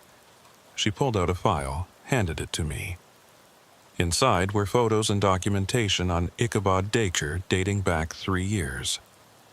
We'd been tracking him since he killed a woman in Colorado, Janet explained. The police there ruled it a suicide, but we knew better. We tried to warn his targets, but Sophronia, she was stubborn, didn't want to believe she was in danger until it was almost too late. Why didn't you contact law enforcement? With what? Suspicions? Patterns only we could see because we'd been tracking him across state lines, outside official jurisdictions? You know how that would have gone. She had a point. Interagency cooperation was notoriously difficult, especially without concrete evidence. So, what now? I asked. You've revealed yourself to us. Because I need your help, Janet said. There's a new predator operating in the area. More sophisticated than Daker, more dangerous. We've lost 3 women in the past 6 months, all fitting the same profile. Young, isolated, vulnerable. She showed us another file. 3 missing women, all from different parts of the reservation, but with disturbing similarities. All had received job offers that took them away from family. All had mentioned meeting someone special before disappearing. All had been warned by Janet's network, but hadn't heeded the warnings. We think he's posing as a contractor or employer, offering legitimate work to gain trust, Janet explained. But we can't find him. He's using technology to hide, encrypted communications, false identities, anonymous payments. This is a matter for the FBI, Patricia said. The FBI won't act without bodies, without evidence of federal crimes. By then, more women will be dead. Janet looked at us intently. But tribal police, investigating missing persons on the reservation, you have more latitude. She was right about that, too. Tribal law enforcement often had to be creative, working with limited resources and jurisdictional complexities. What are you asking us to do? I asked. Work with us. Officially, you investigate the missing women. Unofficially, we share information, resources. Together, we might be able to stop him before he takes another victim. I exchanged a look with Patricia. This was dangerous territory. Collaborating with vigilantes could end our careers, possibly land us in prison. But 3 women were missing, and if Janet was right, more would follow. We can't sanction illegal activities, I said carefully. I'm not asking you to.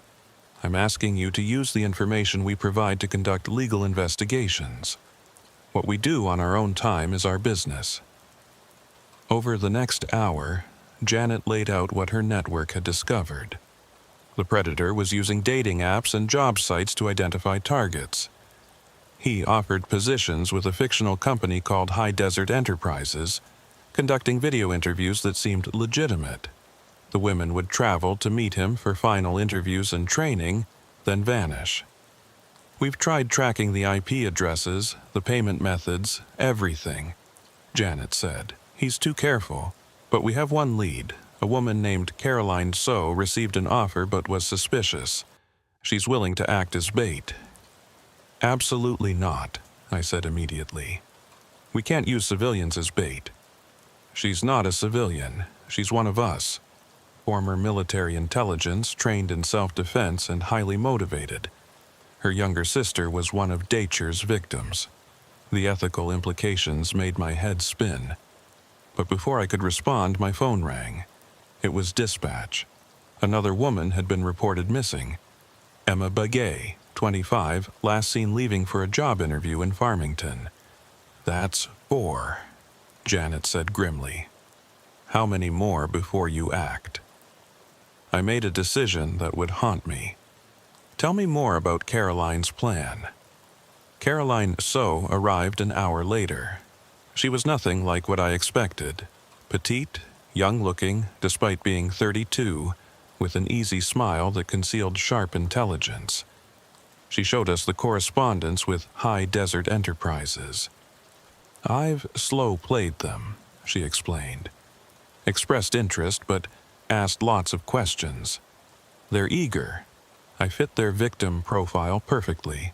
Young, Native American, isolated, financially struggling. This is too dangerous, Patricia protested. More dangerous than letting him take another woman who isn't prepared? Caroline countered. I know what I'm getting into. Those missing women didn't. The plan she outlined was sophisticated. She would agree to the final interview, but we'd be tracking her every move. GPS devices, hidden cameras, backup teams at strategic locations. The goal was to identify the predator and follow him back to where he was holding the women, because Janet believed they were still alive, being held somewhere. He's taking too many too quickly to be killing them immediately, she reasoned. He's collecting them for something. The thought made my skin crawl, but if there was a chance the women were alive... I need to run this by my superiors, I said. No, Janet said firmly. The moment this goes up the chain, it gets complicated. Politics, jurisdiction, bureaucracy. Women will die while everyone argues about protocol. She was probably right, but it went against everything I'd been trained to do. Yet, looking at the photos of the missing women, thinking about Sophronia's terror, Permelia's grief over her daughter. 48 hours, I said. We try it your way for 48 hours. If we don't find them, we bring in the FBI, tell them everything. Janet nodded. Caroline smiled, a predatory expression that reminded me she wasn't the victim here. She was the hunter. We spent the next day preparing. Patricia and I requisitioned equipment under the guise of a routine investigation. Caroline continued her correspondence with High Desert Enterprises, finally agreeing to meet for the final interview at a hotel in Farmington. The night before the operation, I couldn't sleep. I kept thinking about everything that could go wrong, about my responsibility if Caroline got hurt or worse. Rebecca knew something was bothering me, but I couldn't tell her. Couldn't implicate her in what might be a career-ending decision. The next morning, as we prepared to deploy, Janet pulled me aside. Whatever happens today, Officer Tsosi, know that you're doing the right thing. The system isn't broken. It was never designed to protect women like us in the first place. Sometimes we have to protect ourselves. And if this goes wrong, then at least we tried. That's more than most do. As Caroline's car pulled away, heading to her meeting with the predator, I prayed I hadn't just signed her death warrant. The tracking devices showed her location clearly, but I couldn't shake the feeling that we were walking into something bigger than we understood. Caroline's GPS signal moved steadily toward Farmington, each blip on the tracking monitor making my heart race faster. Patricia and I followed at a distance in an unmarked vehicle, while Janet coordinated with her network from a mobile command post, a converted RV parked at a truck stop. The meeting was set for 2 p.m. at the Courtyard Hotel downtown. Caroline had hidden cameras in her jacket buttons and a recording device in her purse. We had officers in civilian clothes positioned at strategic points, though they didn't know the full scope of the operation. At 1:47 p.m., Caroline parked and walked into the hotel lobby. Through her hidden camera feed, we watched her approach the front desk. "I'm here for an interview with High Desert Enterprises," she said. The clerk checked his computer. "Yes, Ms. Tso. Conference room B, down the hall to your left." My instincts screamed that something was wrong. Real companies didn't conduct final interviews in random hotel conference rooms. But Caroline walked confidently down the hallway, her camera showing sterile walls and industrial carpet. She knocked on conference room B. "Come in," a male voice called. The man waiting inside was unremarkable. Mid-40s, average height, business casual clothes. He could have been any middle manager in any company. That's what made him perfect for this kind of predation. Ms. Tso, pleasure to meet you. I'm Robert Anderson from High Desert. They shook hands. Caroline sat down, playing the part of an eager job applicant perfectly. For 20 minutes, it seemed like a legitimate interview. Anderson asked about her experience, her goals, her availability to travel. Then he offered her water from a sealed bottle. Caroline accepted, pretending to drink while actually just wetting her lips. Within minutes, she began acting drowsy. "I'm sorry," she slurred. "I suddenly feel—" "It's altitude adjustment," Anderson said smoothly.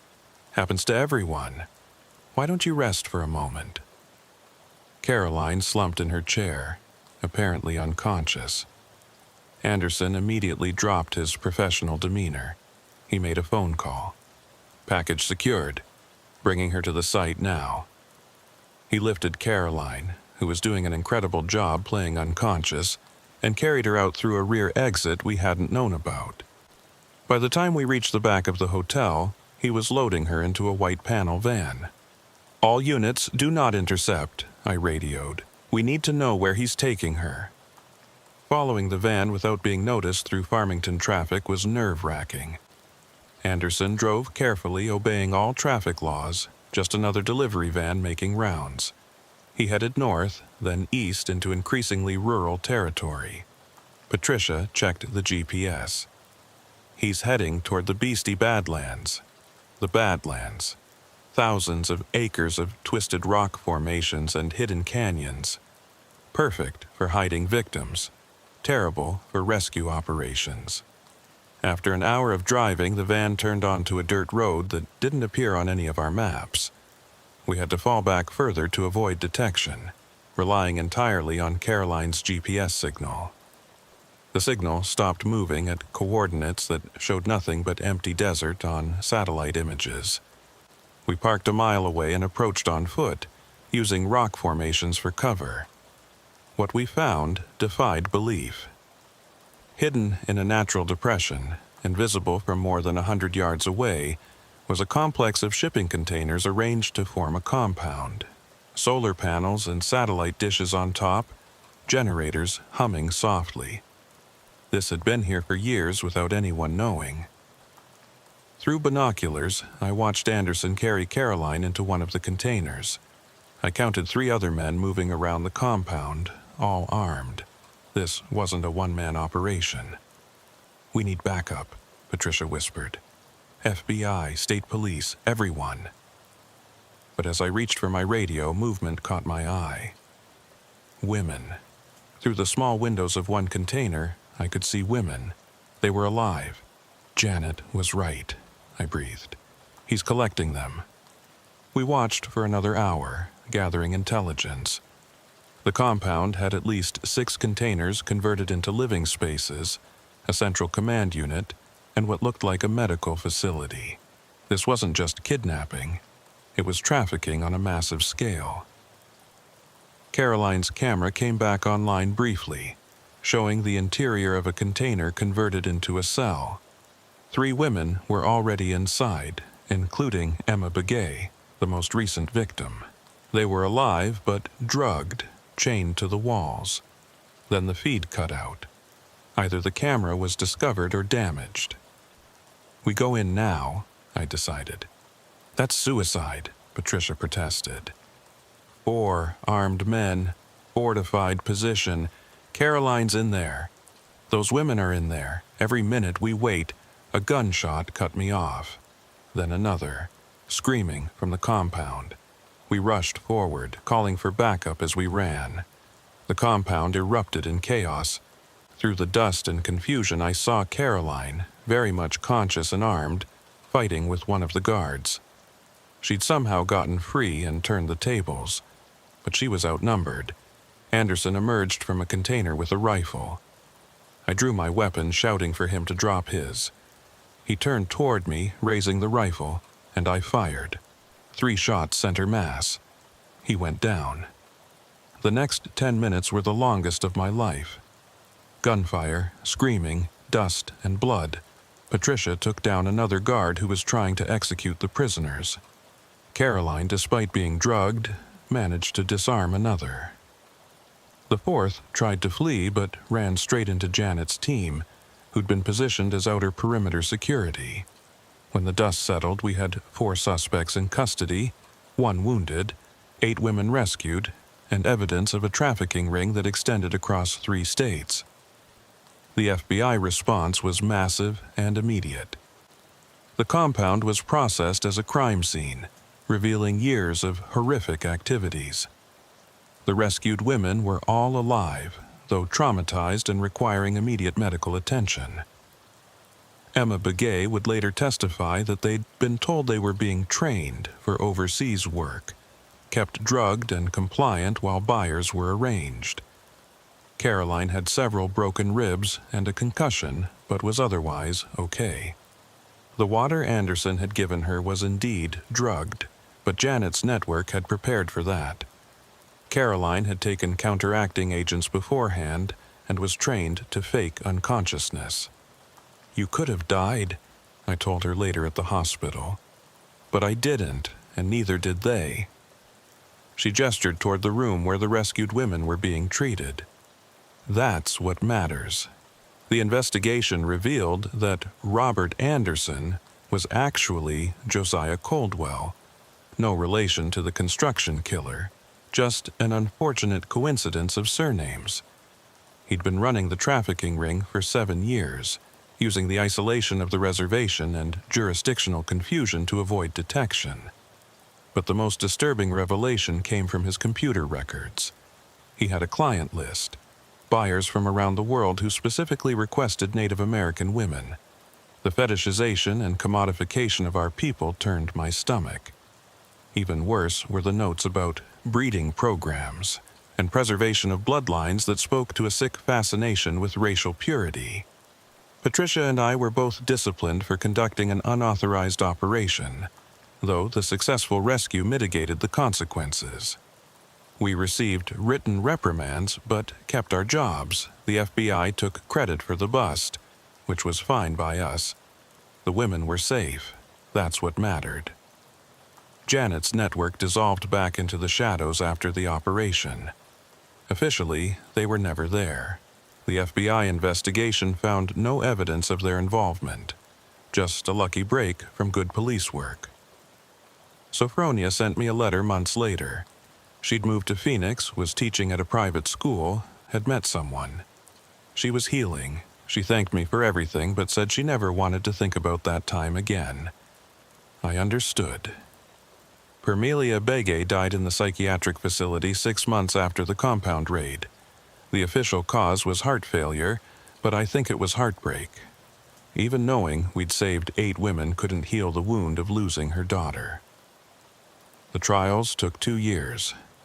Josiah Coldwell and his associates all received life sentences for kidnapping, human trafficking, and attempted murder.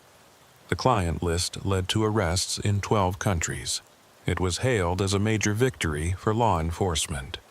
But I knew the truth. We'd won because a network of women, operating outside the law, had done what the system couldn't or wouldn't do. They'd connected dots across jurisdictions, identified patterns authorities missed, and ultimately risked their lives to save others.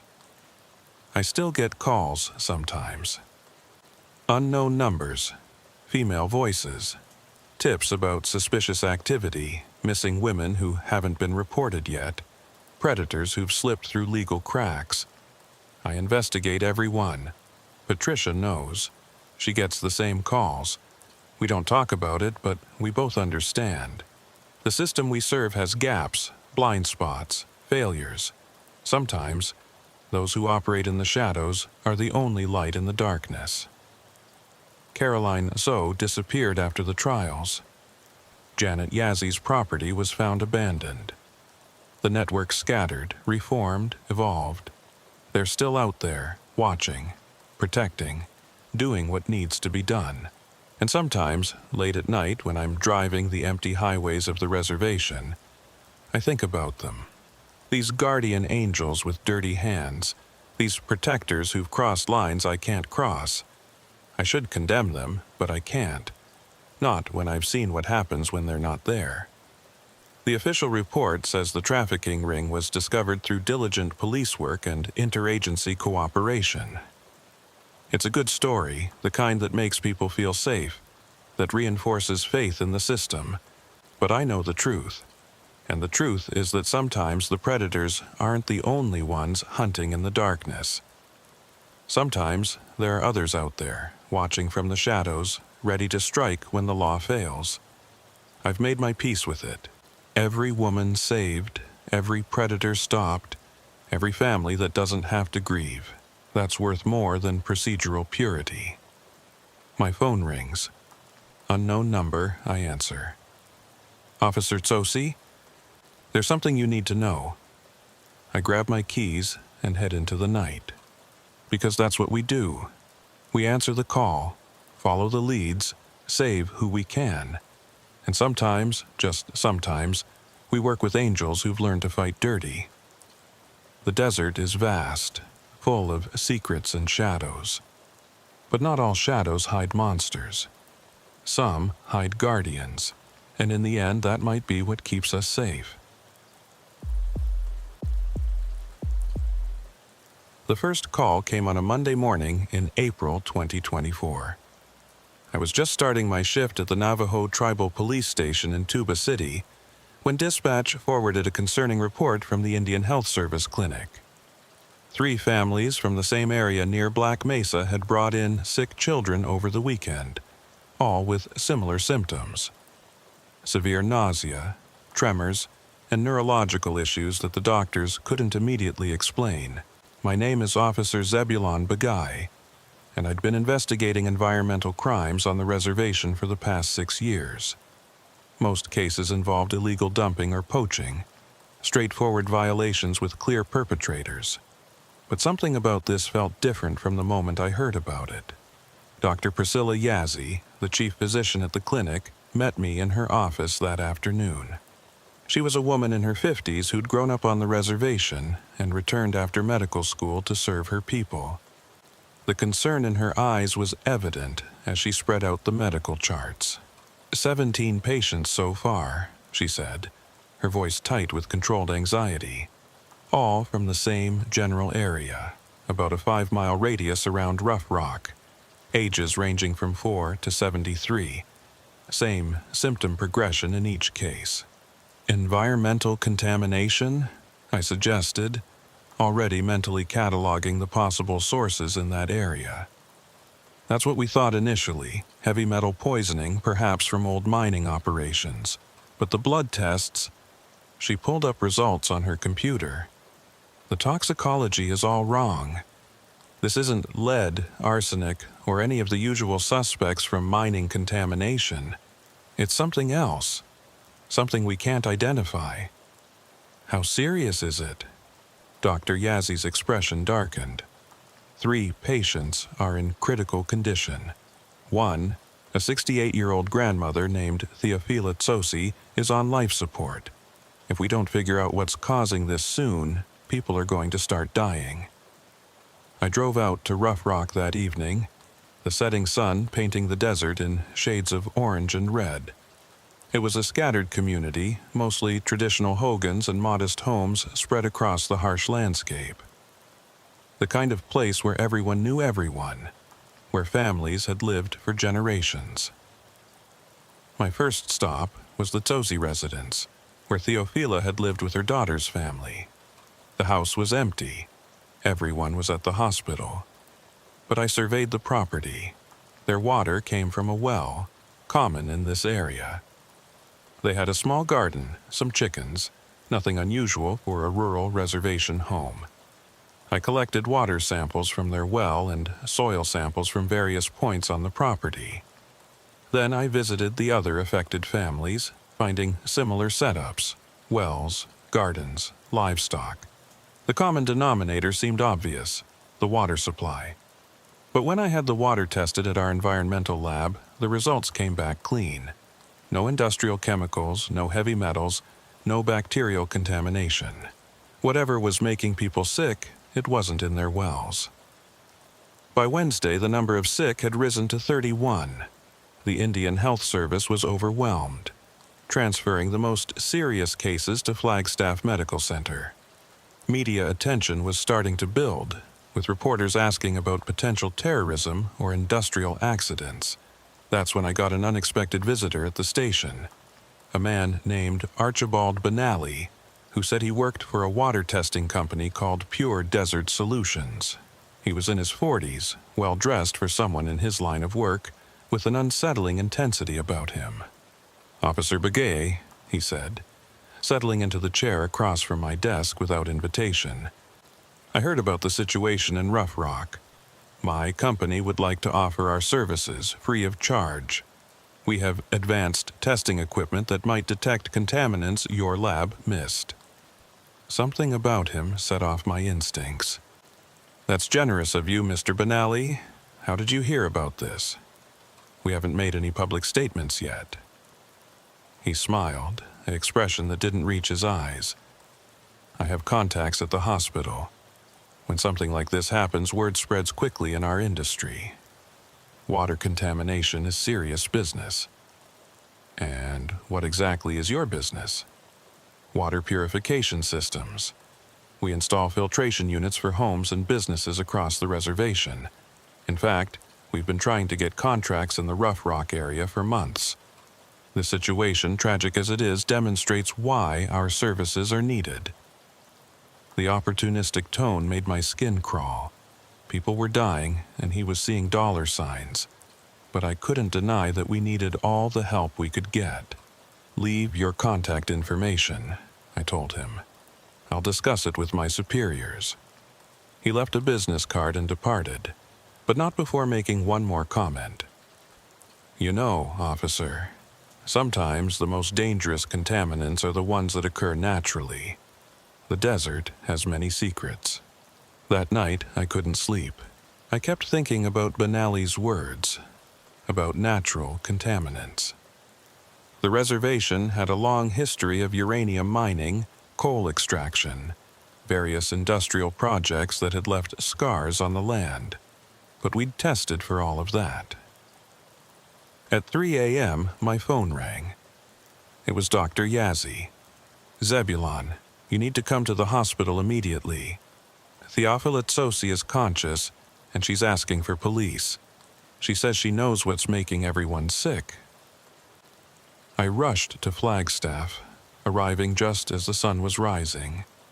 Theophila was weak but alert, her daughter holding her hand. When she saw me, she beckoned me closer, her voice barely a whisper.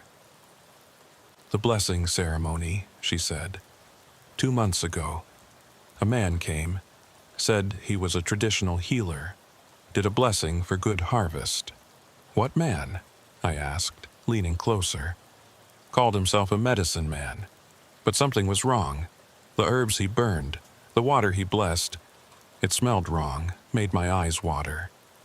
She coughed, specks of blood on her lips. "He gave us all tea to drink, said it would protect us from evil spirits." "What was his name?" Joseph Nez. But he wasn't from here. His accent was wrong, city accent. Can you describe him?" But before she could answer, alarms started blaring. Theophila's body convulsed, her eyes rolling back. Medical staff pushed me aside as they worked to stabilize her. Her daughter was screaming, other family members crying. Dr. Yazzie pulled me into the hallway.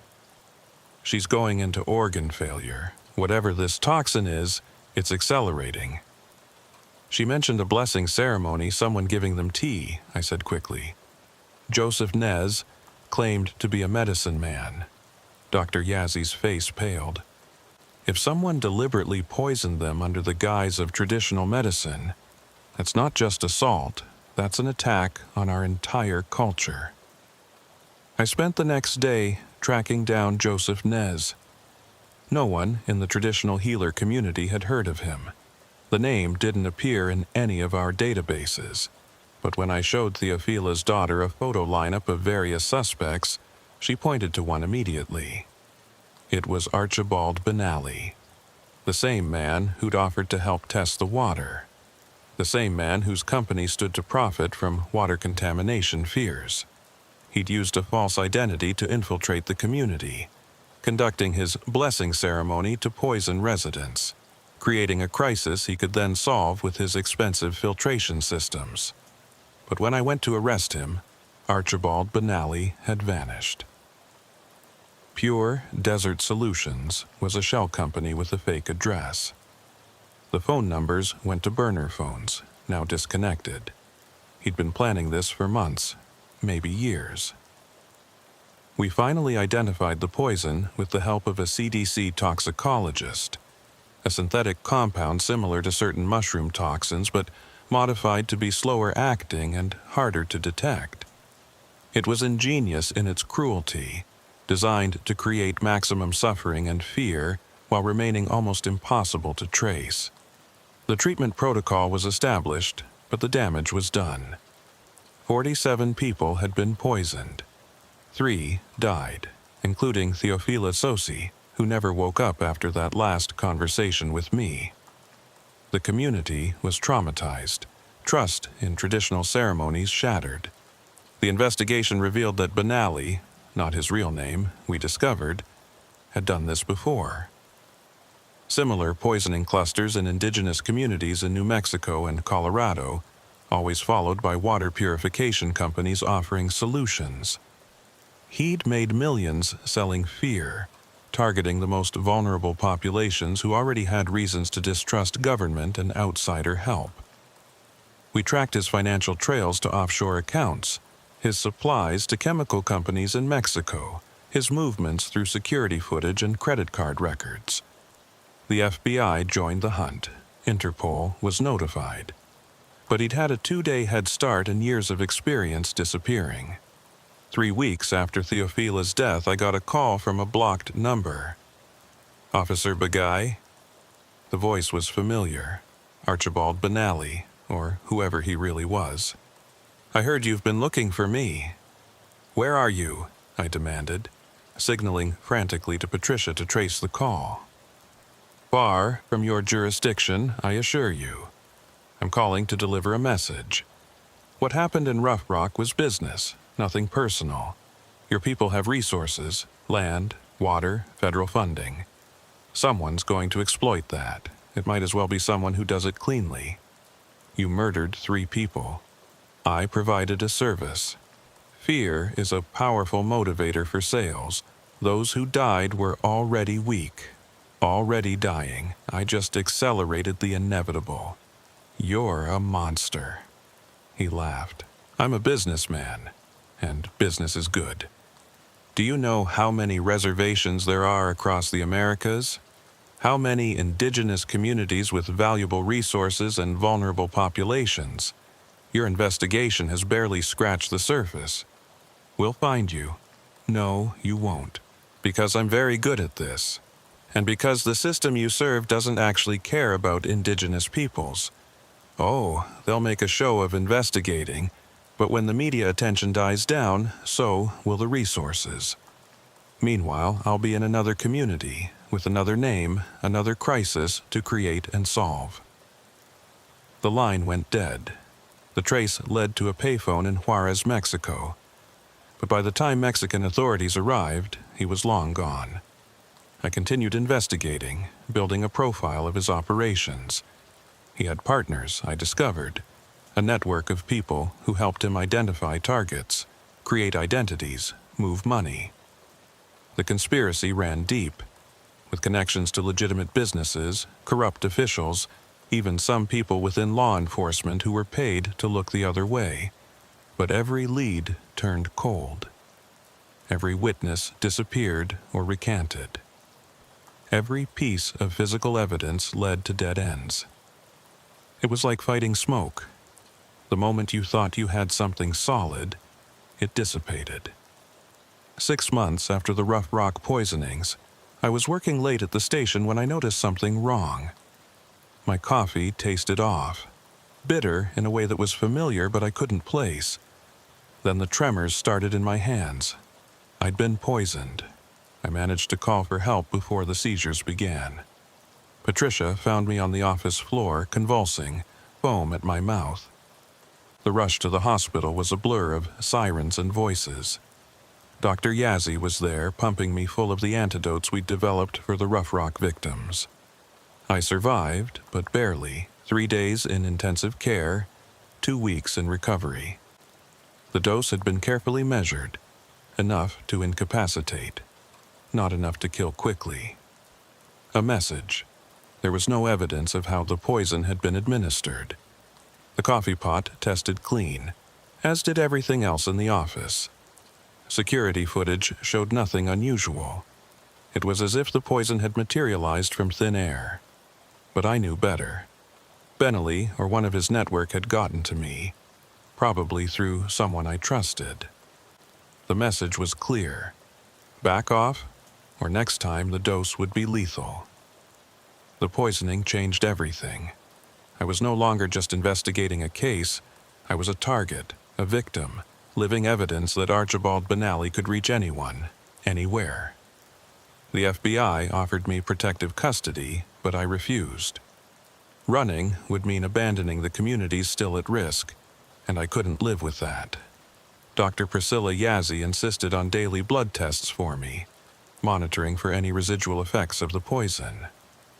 During one of these appointments, 3 weeks after my poisoning, she pulled me aside with a disturbing discovery. "Zebulon, I've been analyzing your blood samples against those from Rough Rock," she said, pulling up data on her computer. "The compound used on you was different, more refined. It's like he's been perfecting the formula." Perfecting it for what? Mass distribution. The original poison required direct ingestion, the tea at the blessing ceremony. But this new version, she showed me molecular diagrams I couldn't fully understand. This could be aerosolized, added to water supplies at treatment plants, even absorbed through skin contact. He's not just poisoning individuals anymore.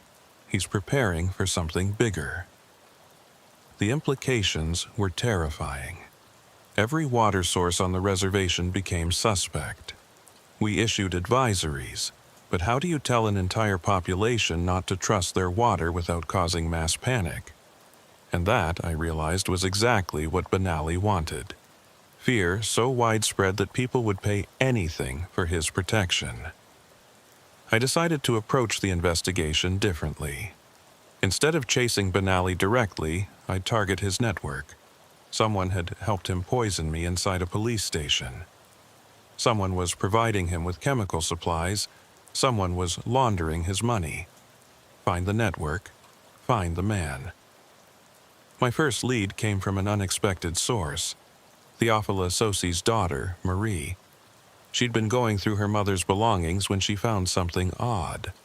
A business card for Pure Desert Solutions, but dated from 2 years before the poisoning, long before Benally supposedly arrived in the area. "Mom never mentioned this," Marie said, handing me the card. "But look at the back." Written in Theophila's shaky handwriting was a note. Man came by asking about water rights. Something not right about him, keeping this just in case. Theophila had sensed danger 2 years ago. How long had Benally been planning this? How many communities had he surveilled, studied, selected for victimization?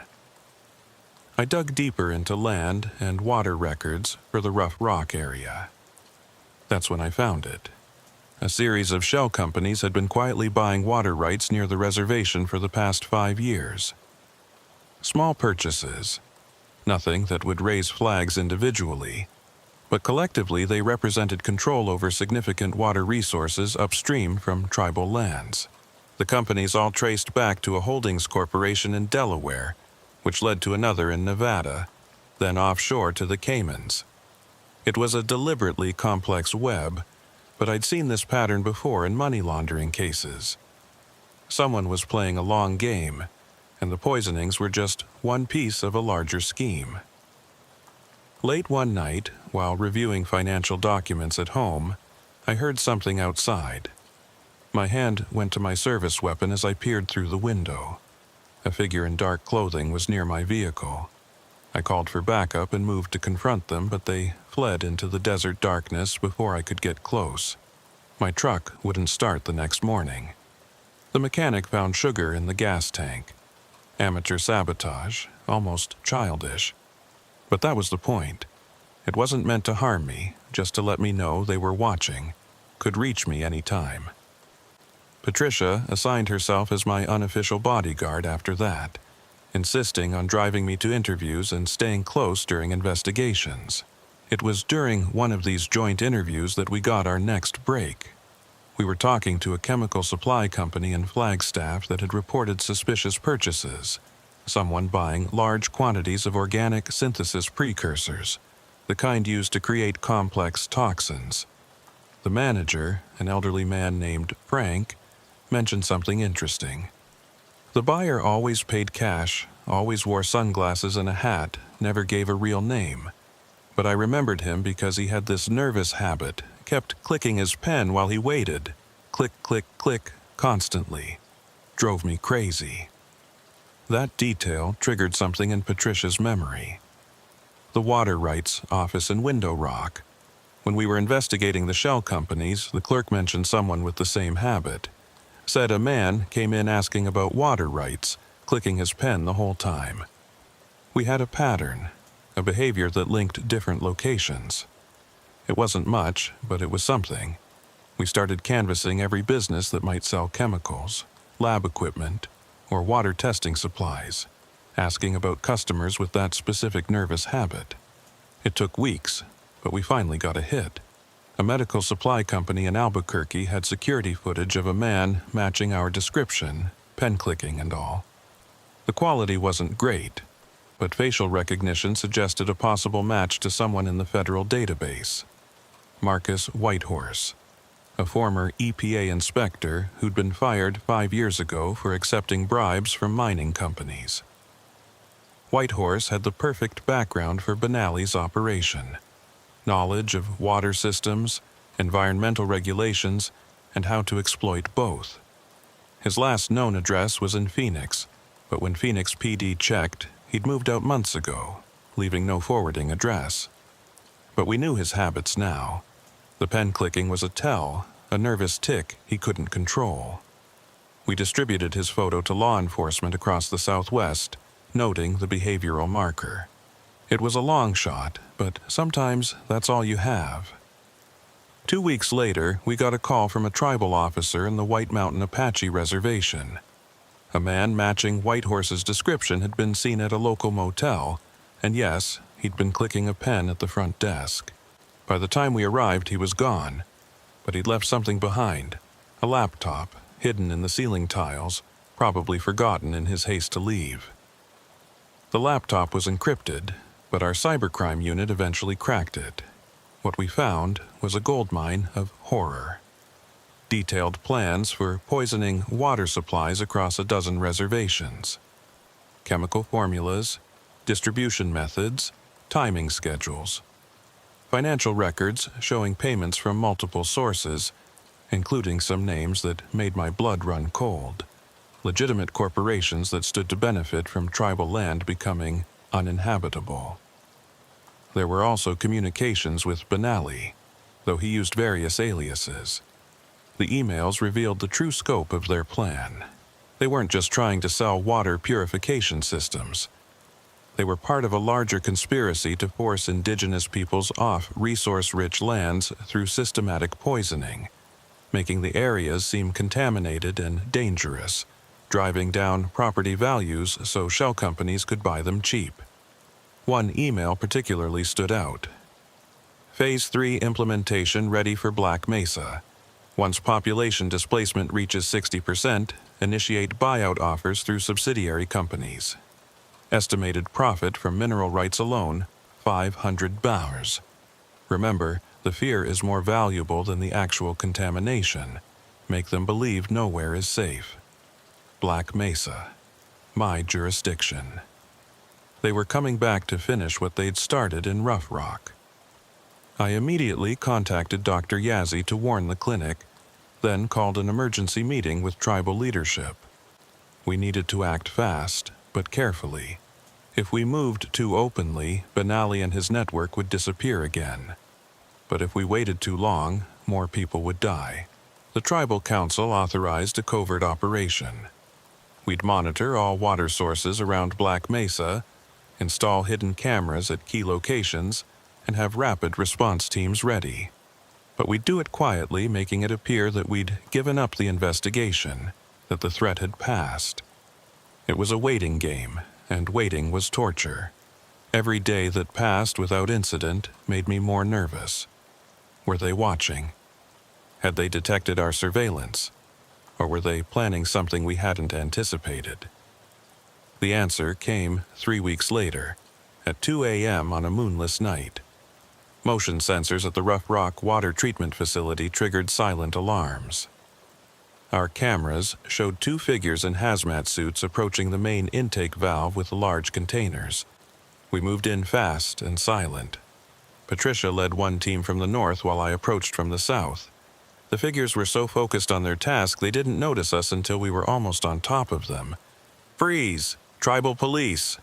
One figure dropped his container and raised his hands. The other tried to run, but tripped over his own hazmat suit, falling hard. We had them. But when we removed their masks, neither was Benally or Whitehorse. They were hired thugs, low-level criminals paid to do the dirty work. They knew nothing beyond their immediate instructions. Poison the water, get paid, disappear. The containers held enough concentrated toxin to contaminate the entire water supply for 50,000 people. The death toll would have been catastrophic. We'd stopped a massacre, but the masterminds were still free.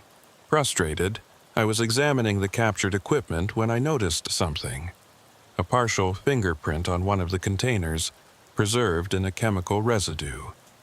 It was barely visible, but our lab enhanced it enough to run through the database. Match, Archibald Benally. But not the Archibald Benally we'd been chasing. This was Archibald Benally Sr., age 71, a retired chemistry professor living in a nursing home in Tucson. The man we'd been hunting was his son, Archibald Jr., who'd legally changed his name to Adam Bishop 5 years ago. We finally had his real identity. Adam Bishop had a documented history, PhD in chemistry, worked for several pharmaceutical companies before being fired for conducting unauthorized experiments. He'd been brilliant but unstable, convinced that modern society was too soft, that humanity needed culling to remain strong. Classic delusions of grandeur mixed with sociopathic tendencies. His credit cards, when we finally got warrants for them, showed he'd been in Phoenix just 3 days ago. The trail was warm. Federal marshals raided his last known location, a luxury apartment downtown, but found it stripped clean. He'd been tipped off again. That night, exhausted and defeated, I went home to find an envelope under my door. Inside was a single photo. Me, Patricia, Dr. Yazzie, and several other key investigators taken with a telephoto lens. On the back, "You're becoming annoying. This is your final warning." Patricia wanted to pull back, regroup, hand everything to the FBI, but I couldn't. Every day Bishop remained free, more people were at risk, and now I had another lead from the nursing home. Bishop had been visiting his father monthly until 6 months ago, when the visits abruptly stopped. I went to see Archibald Sr. myself. He was frail, suffering from dementia, but he had moments of clarity. When I mentioned his son, his eyes focused sharply. "Adam was always special," he said, his voice thin but clear. "Too smart for his own good. I taught him chemistry, you know. Wanted him to help people, cure diseases, but he became obsessed with purification. Purification of the human race.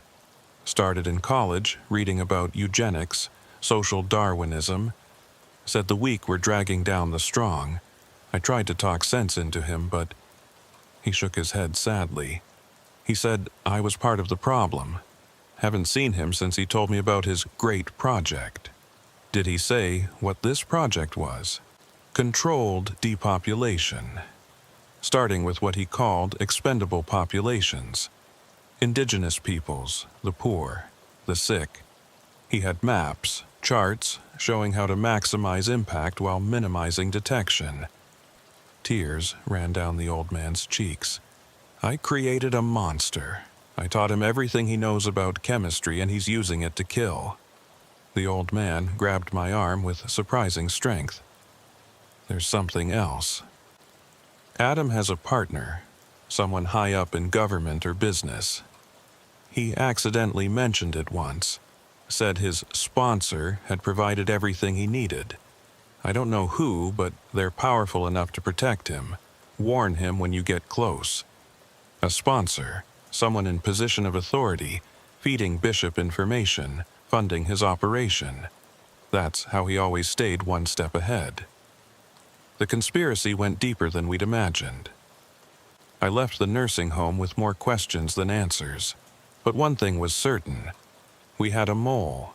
Someone inside law enforcement or government who was protecting Bishop. Every move we made was being reported to him. That's when I decided to go dark. I told Patricia I was taking medical leave, still recovering from the poisoning. I told my superiors the case was stalled, that I was handing everything to the FBI. Then I disappeared into the investigation, working alone, trusting no one. Working alone changed the entire dynamic of the investigation. I told no one where I was going, filed no reports, made no official requests. I became a ghost in my own case, operating from a motel room paid for with cash, using burner phones following leads that I shared with no one. My first move was to analyze the pattern of leaks. Every time we'd gotten close to Bishop, he'd been warned within hours. But not every operation had been compromised. Smaller actions, ones involving only Patricia and myself, had sometimes succeeded. The mole was someone with high-level access, but not omniscient. Someone who received reports, but wasn't in the field. I made a list of everyone who'd had access to operational details. FBI agents, tribal police brass, federal prosecutors, even administrative staff. 47 names. I needed to narrow it down. Working backward from each leaked operation, I tracked who had been informed and when. Meeting logs, email chains, phone records. I pulled everything I could access without raising suspicions. A pattern emerged. Every compromised operation had been discussed in the joint task force meetings held every Tuesday at the federal building in Phoenix. 12 people attended those meetings regularly. One of them was feeding information to Bishop. I decided to set a trap. I created false intelligence about Bishop's location, different versions with small variations, and leaked each version to a different person on my suspect list. Then I waited to see which location Bishop would flee from. The call came 3 days later from the Yavapai County Sheriff's Department. Someone matching Bishop's description had hastily left a cabin near Prescott. The exact location I'd shared with Deputy Director Harold Morrison of the Arizona State Police, a man who'd been instrumental in coordinating multi-agency responses to the poisonings. Morrison. I'd worked with him for 2 years, trusted him, shared information that had probably gotten people killed. The betrayal was a physical pain in my chest, but I needed proof, not just circumstantial evidence. I started surveillance on Morrison, following him during off hours, monitoring his communications as much as I legally could without a warrant. For 2 weeks, nothing. He went to work, went home to his family, attended his daughter's soccer games. Normal life. Then, on a Friday night, he deviated. Instead of going home, he drove to an industrial area in South Phoenix, parked outside a warehouse, and waited. 20 minutes later, another car arrived. Through binoculars, I watched Adam Bishop get out and approach Morrison's vehicle. I couldn't hear their conversation, but I could see Morrison hand Bishop an envelope. Bishop examined the contents. Looked like documents. then gave Morrison something in return, a small vial. They talked for another 5 minutes before Bishop returned to his car. I had a choice: follow Bishop and try to arrest him alone, or follow Morrison and find out what was in that vial. I chose Morrison, knowing I might be letting Bishop escape again, but needing to understand the full scope of the conspiracy. Morrison drove home, normal as ever. But that night, his teenage daughter became violently ill. By morning, she was in the hospital with symptoms eerily similar to the Rough Rock victims. Morrison played the concerned father perfectly, but I knew the truth. He'd poisoned his own daughter. Why? It took me another day of investigation to understand. Morrison was deeply in debt. His daughter needed expensive cancer treatments not covered by insurance. Bishop had offered him a deal: information for money, plus the antidote for any poisonings that might affect his family. But the antidote only worked if you kept taking it. Morrison had made his daughter sick to maintain his cover as a victim, not a perpetrator. The depravity of it, poisoning his own child for money, made me physically ill. But it also gave me leverage. Morrison's daughter was getting sicker. He'd need another dose of antidote soon, and Bishop was the only source. I confronted Morrison that night in the hospital parking garage. He was walking to his car when I stepped from the shadows, weapon drawn. "Hello, Harold." He froze, his hand moving toward his own weapon. "Don't," I warned. "I know everything. Bishop, the payments, the leaked information. I even know about the vial he gave you." His shoulders sagged. "Zebulon, I can explain. You poisoned your own daughter." "To save her," he exploded. "The cancer treatments cost $300,000. Insurance covered nothing. She was dying anyway. Bishop offered me a way to save her. By killing other people's children?" I didn't know about the poisonings at first. He said he was a businessman, that he just needed information about water rights, environmental regulations. By the time I understood, I was in too deep. He had evidence of the bribes. If I stopped helping him, he'd destroy me, and Sarah would die without treatment. "Where is he, Harold?" "I don't know. He contacts me, never the other way round." "You're lying." "I'm not. He's paranoid, never stays in one place long, but..." Morrison hesitated, conflict clear on his face. "There's a meeting tomorrow night. He wants the task force's latest intelligence. Midnight at the old Hayden flour mill in Tempe." The flour mill had been abandoned for decades. A massive industrial complex perfect for clandestine meetings. It was also perfect for an ambush. "You're going to keep that meeting," I told Morrison. "And you're going to be wearing a wire. He'll kill me if he suspects anything. Your daughter is dying, Harold. The only way she gets the real antidote is if we catch Bishop. Otherwise, she'll need his doses forever, and one day he'll decide you're not useful anymore." Morrison's face crumbled. He knew I was right. We had one day to prepare. I couldn't involve official channels. There might be other moles, and Morrison didn't know the full network. So I turned to the only people I absolutely trusted: Patricia and Dr. Priscilla Yazzie. Patricia was furious when I told her what I'd been doing. "You could have been killed working alone like that. I couldn't risk another leak.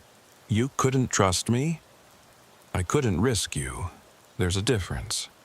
Dr. Yazzie was more practical. "If we're going to capture Bishop, we need to be prepared for biological threats. He won't go down without using his poisons." She prepared antidote injectors, hazmat gear, and field treatment kits. Patricia gathered tactical equipment and planned entry routes to the flour mill.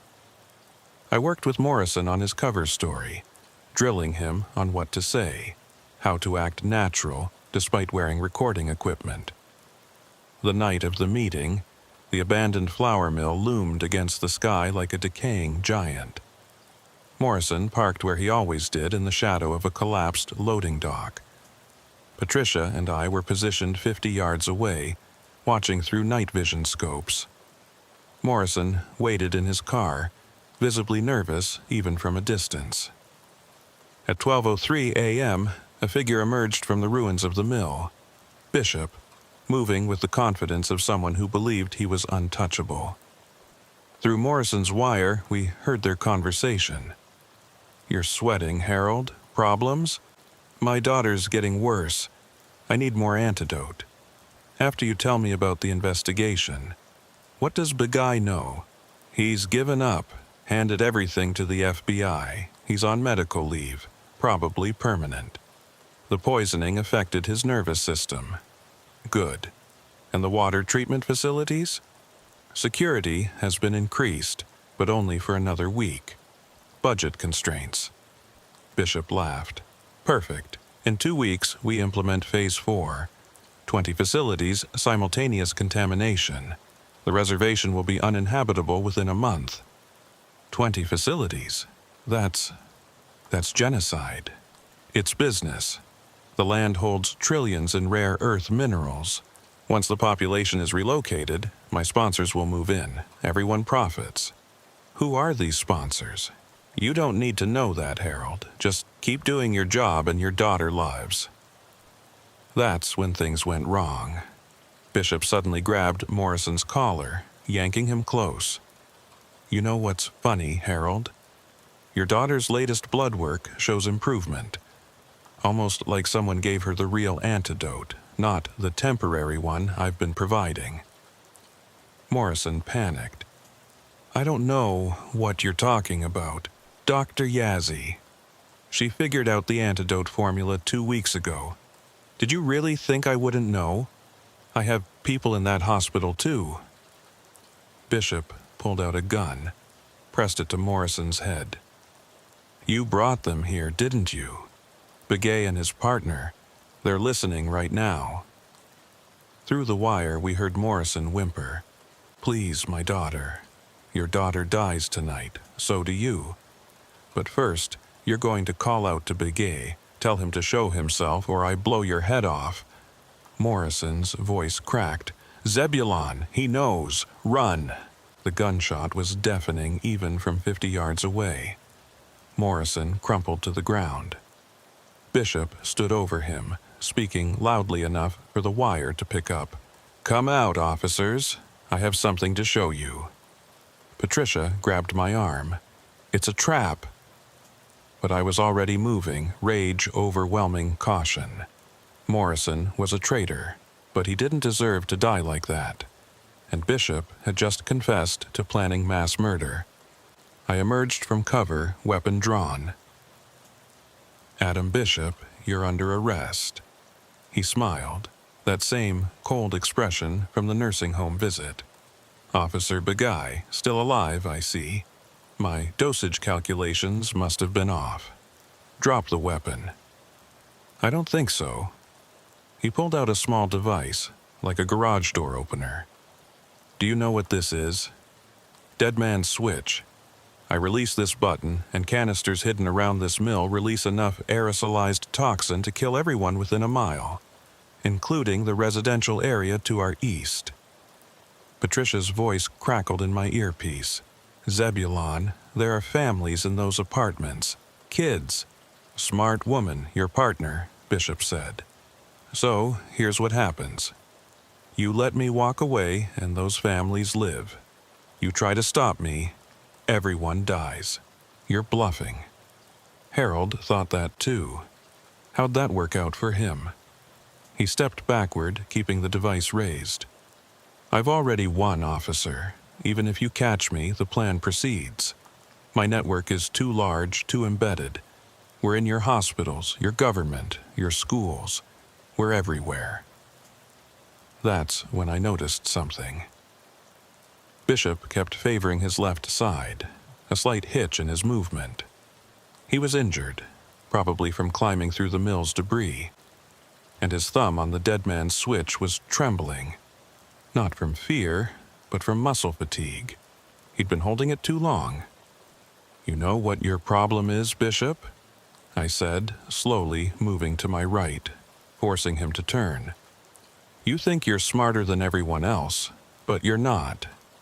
You're just another narcissist with delusions of grandeur," says the cop who couldn't even protect his own coffee cup. True, but I learned something from that. You taught me to think like you, and right now, you're calculating whether you can make it to your vehicle before your thumb cramps and releases that switch. His eyes flickered toward the parking area. That moment of distraction was all I needed. I didn't shoot him. Instead, I shot the ground at his feet, sending chips of concrete into his legs. He screamed, stumbling but not falling, his thumb still on the switch. Patricia emerged from another angle, her weapon trained on him. "Here's what's really going to happen," I said. "You're going to slowly lower that device and hand it to me. Then you're going to tell us where the canisters are so we can disarm them." I'd rather die. No, you wouldn't. If you wanted to die, you'd have released that switch already. But you haven't because you're a coward. You poison people from a distance, use others to do your dirty work. You've never had the courage to face consequences directly. His hand was shaking violently now. Sweat poured down his face. "You don't understand. They'll kill me if I'm captured.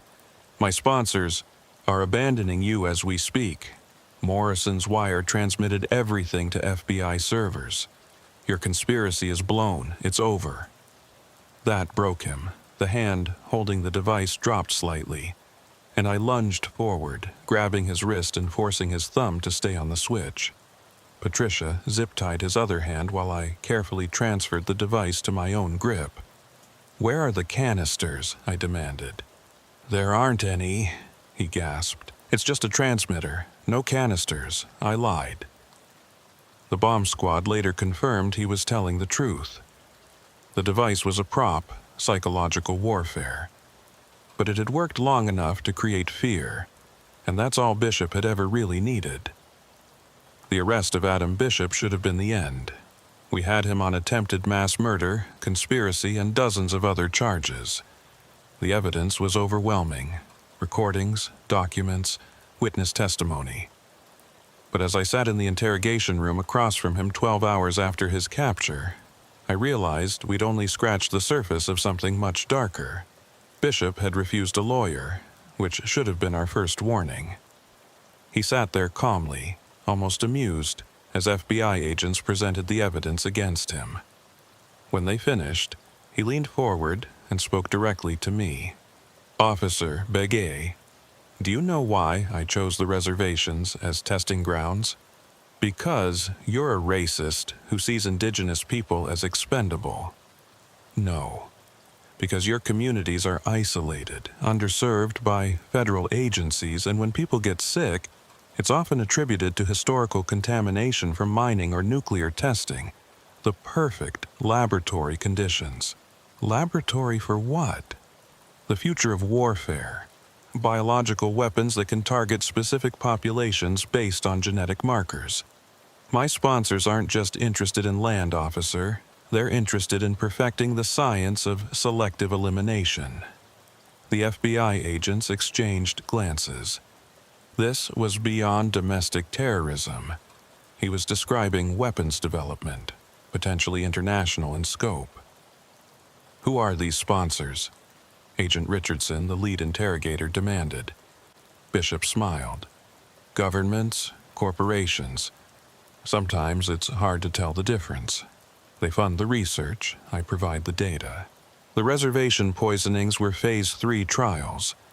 Phase 4 was supposed to test transmission vectors, making the toxins contagious." Contagious? Dr. Priscilla Yazzie had been observing from behind the one-way mirror, but now burst into the room. "You were going to create a plague? A controlled plague, one that would spread through specific communities but die out before reaching others. Imagine being able to eliminate an entire ethnic group while leaving neighboring populations untouched. The ultimate ethnic cleansing tool." The room went cold. Even the veteran FBI agents looked shaken. "The antidote," I said, pieces falling into place. "It wasn't just to save specific people. It was to protect certain populations while others died. Now you're beginning to understand. Morrison's daughter, the families of my network, they all received genetic markers that would make them immune. We've been building a database of who lives and who dies. Agent Richardson stood up. Where is this database? Encrypted, distributed across multiple servers. Even I don't have full access. That's the beauty of the system. Compartmentalized, decentralized. You can't stop it by arresting one person. Then we'll arrest them all, Richardson said. Bishop laughed. You don't even know who they are. Some are people you work with. Some are people you vote for. Some are people whose products you use every day. The network is vast, Officer Begay, and it's been growing for decades. That's when Patricia entered the room with a laptop. We've decoded part of Morrison's files. You need to see this. On the screen was a list of names, titles, and locations. Government officials, military contractors, pharmaceutical executives, even some names I recognized from tribal councils. The network wasn't just vast, it was embedded in every level of society. Jesus Christ, Agent Richardson muttered. This is going to take years to unravel. Bishop leaned back in his chair. And while you're unraveling it, the work continues. I was just one researcher. There are dozens more, each working on different vectors, different toxins.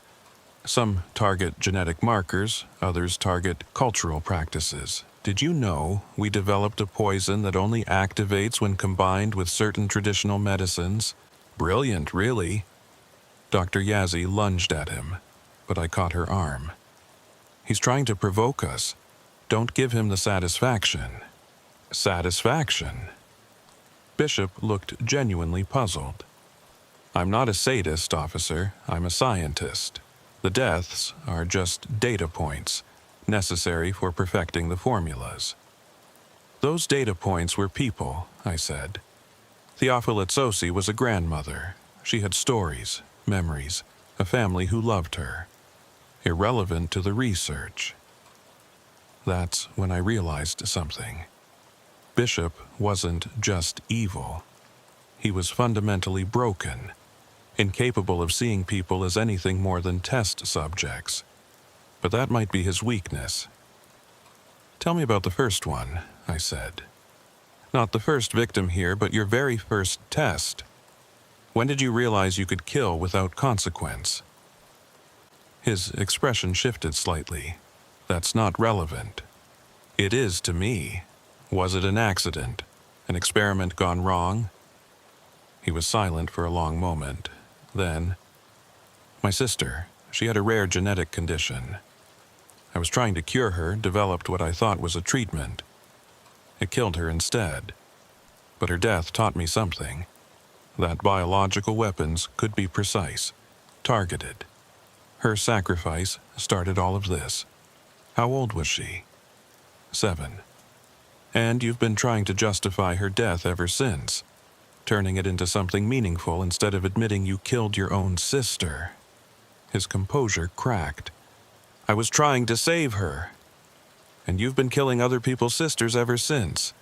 Not for science, not for your sponsors, but because admitting you're a failure who murdered a child would destroy you.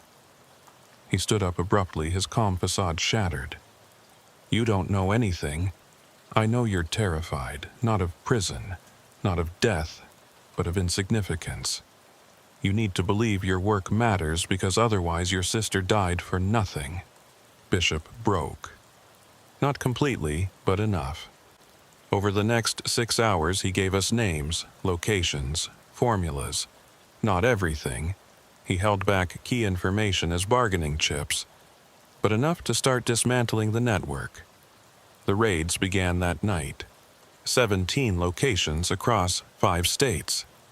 We found laboratories, stockpiles of toxins, detailed plans for biological attacks on indigenous communities worldwide. The scope was staggering. Reservations in the Amazon, Aboriginal communities in Australia, First Nations in Canada. a global conspiracy to eliminate indigenous peoples under the guise of natural disasters and mysterious illnesses. But for every person we arrested, 2 more disappeared. For every lab we shut down, we found evidence of 3 more we couldn't locate. The network adapted, evolved, went deeper underground. 3 weeks into the investigation, I was reviewing evidence at the federal building in Phoenix when my phone rang. Unknown number. Officer Begay?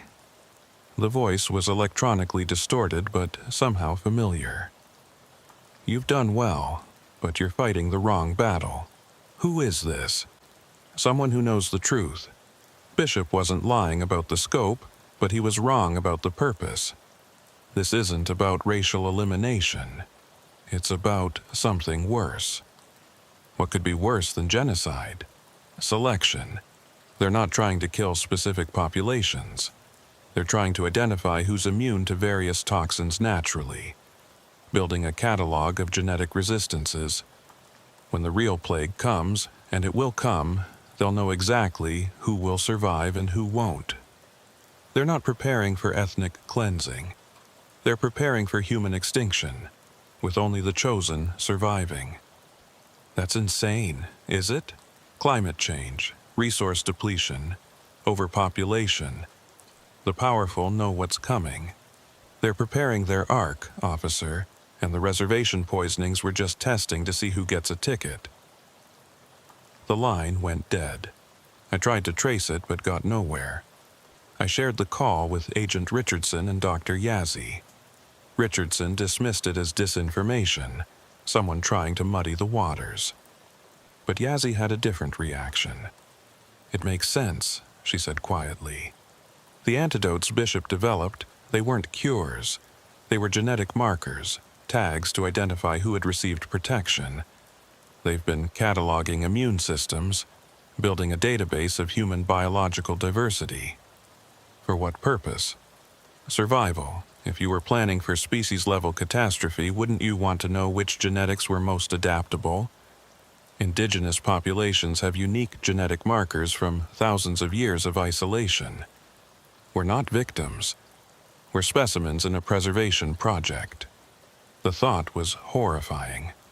Not just murder, but selective breeding on a global scale. Humanity reduced to carefully chosen genetic samples. That night, I went home to find my house had been searched. Nothing stolen, but everything slightly moved. A message. They knew where I lived, what I valued. On my kitchen table was a single photograph.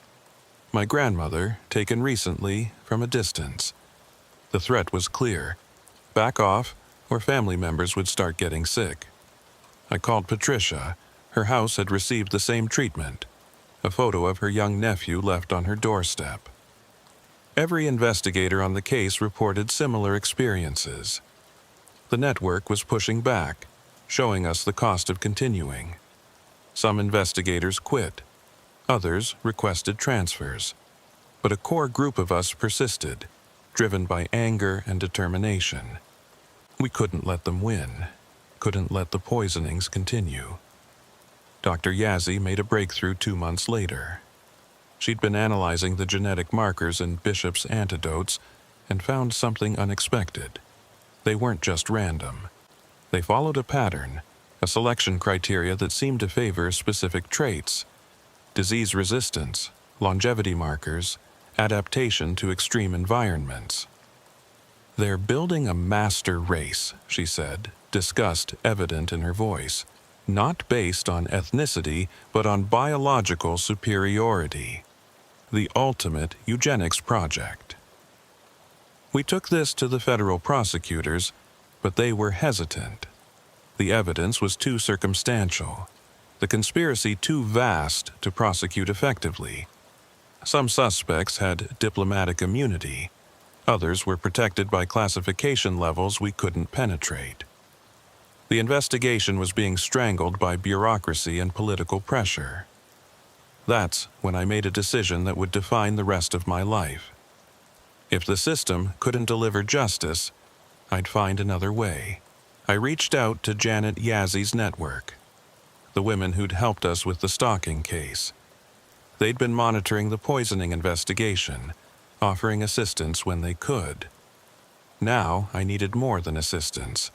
I needed their parallel system of justice. The meeting took place in the same compound where we'd first encountered Janet.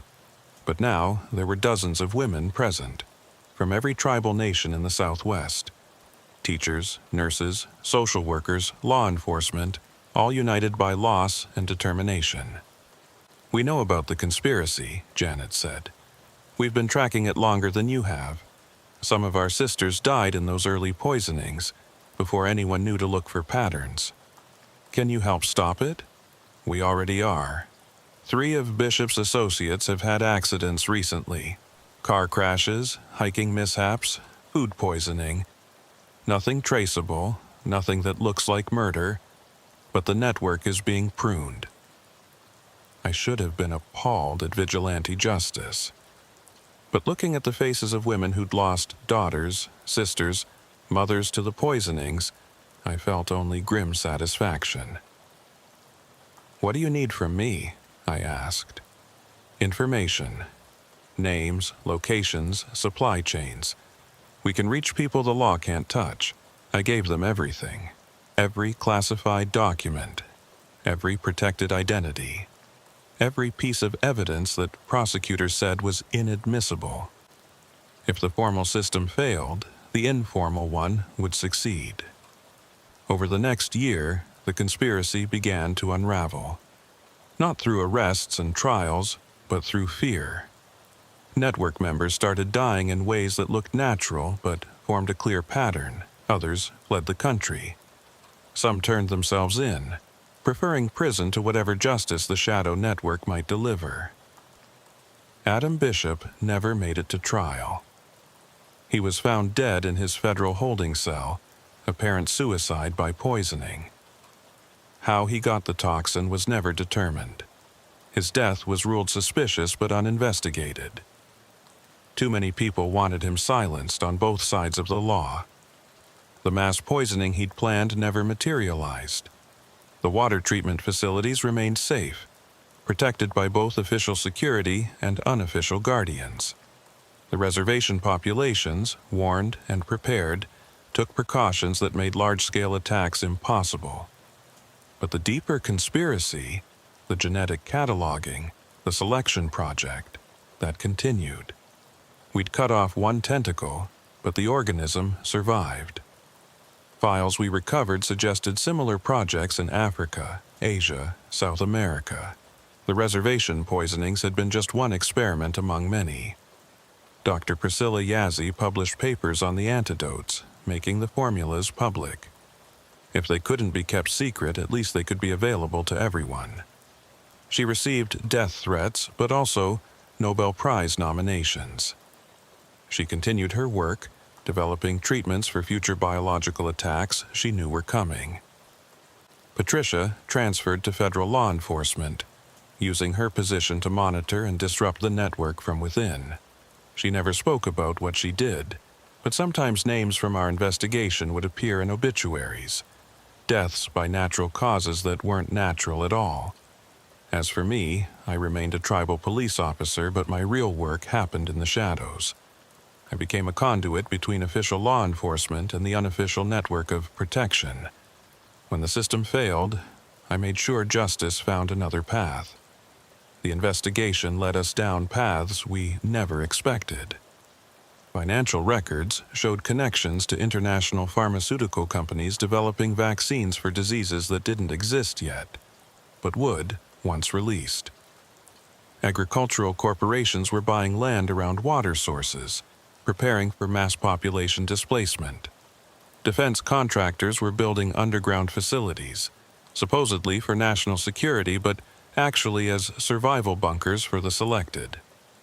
One document we recovered was particularly chilling, a timeline labeled Cascade Protocol. It showed planned events over the next 20 years, controlled disease outbreaks, resource shortages, environmental disasters. Each event would eliminate certain populations while others, pre-selected and prepared, would survive. The reservation poisonings were listed as Test Run 7B Isolated Population Response Metrics. I tried to get this document to media outlets, but it was dismissed as conspiracy theory. Those who did take it seriously faced lawsuits, threats, sudden funding cuts. The truth was too big, too terrible for most people to accept. Janet's network proved more effective than any official investigation. They didn't need warrants or probable cause. They operated on intelligence, intuition, and a willingness to act that the legal system lacked.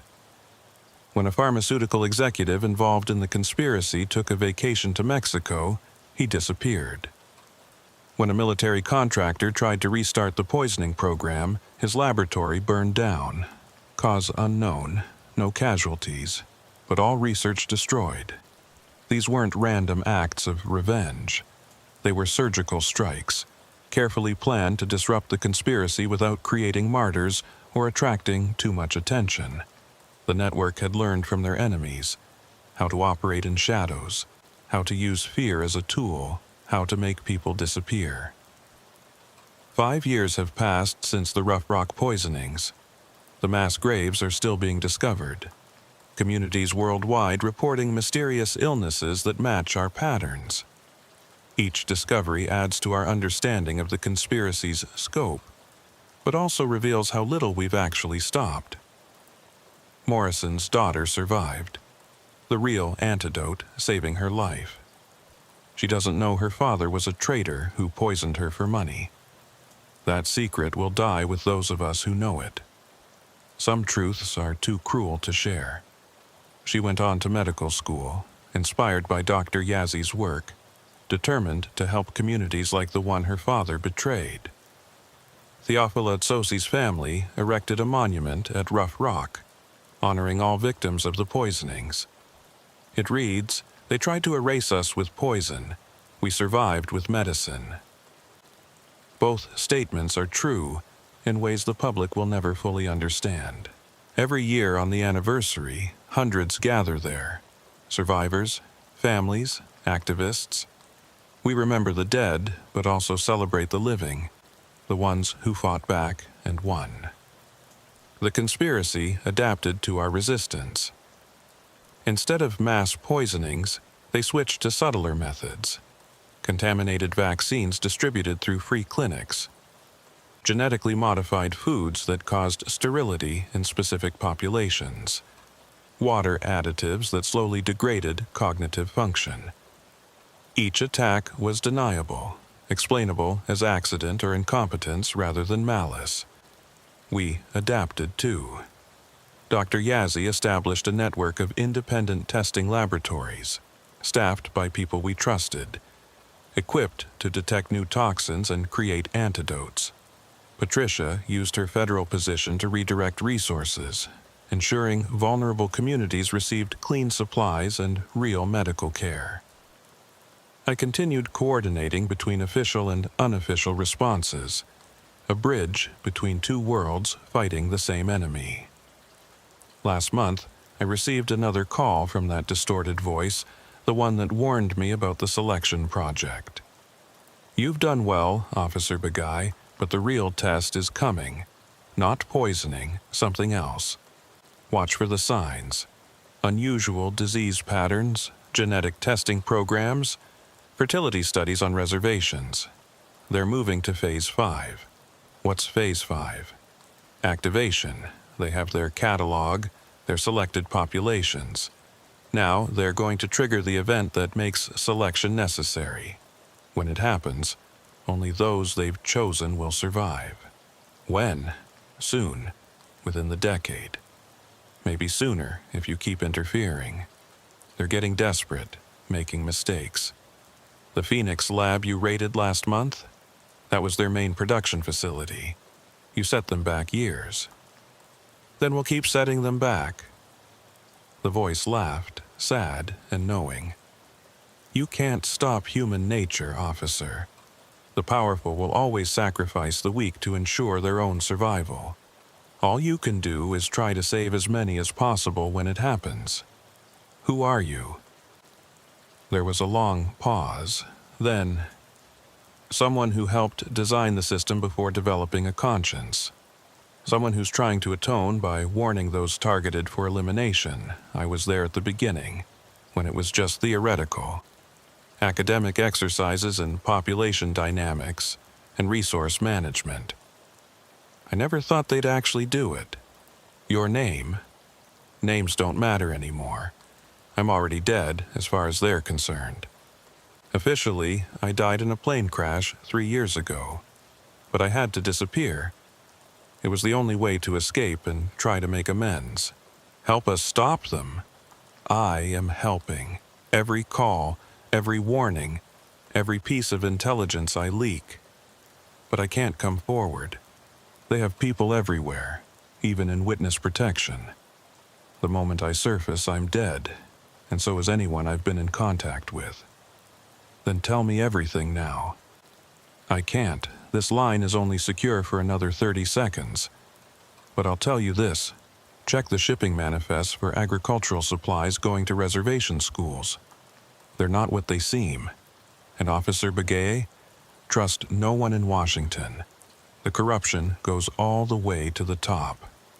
The call ended. I immediately investigated the agricultural supplies and found hidden compounds designed to reduce fertility rates. We intercepted the shipments, replaced them with harmless substitutes. Another attack prevented, but how many others had we missed? The war against the conspiracy became my life. Every day brought new threats to investigate, new patterns to uncover, new attacks to prevent. The network grew, both official and unofficial. Indigenous communities worldwide began sharing information, creating an early warning system that transcended governments and borders. We learned their methods and turned them against them. When they tried to infiltrate our medical systems, we fed them false data that led them to waste resources on useless research. When they attempted to buy tribal land through shell companies, we exposed the connections and blocked the sales. When they sent new operatives to poison water supplies, Janet's network was waiting, but the cost was high.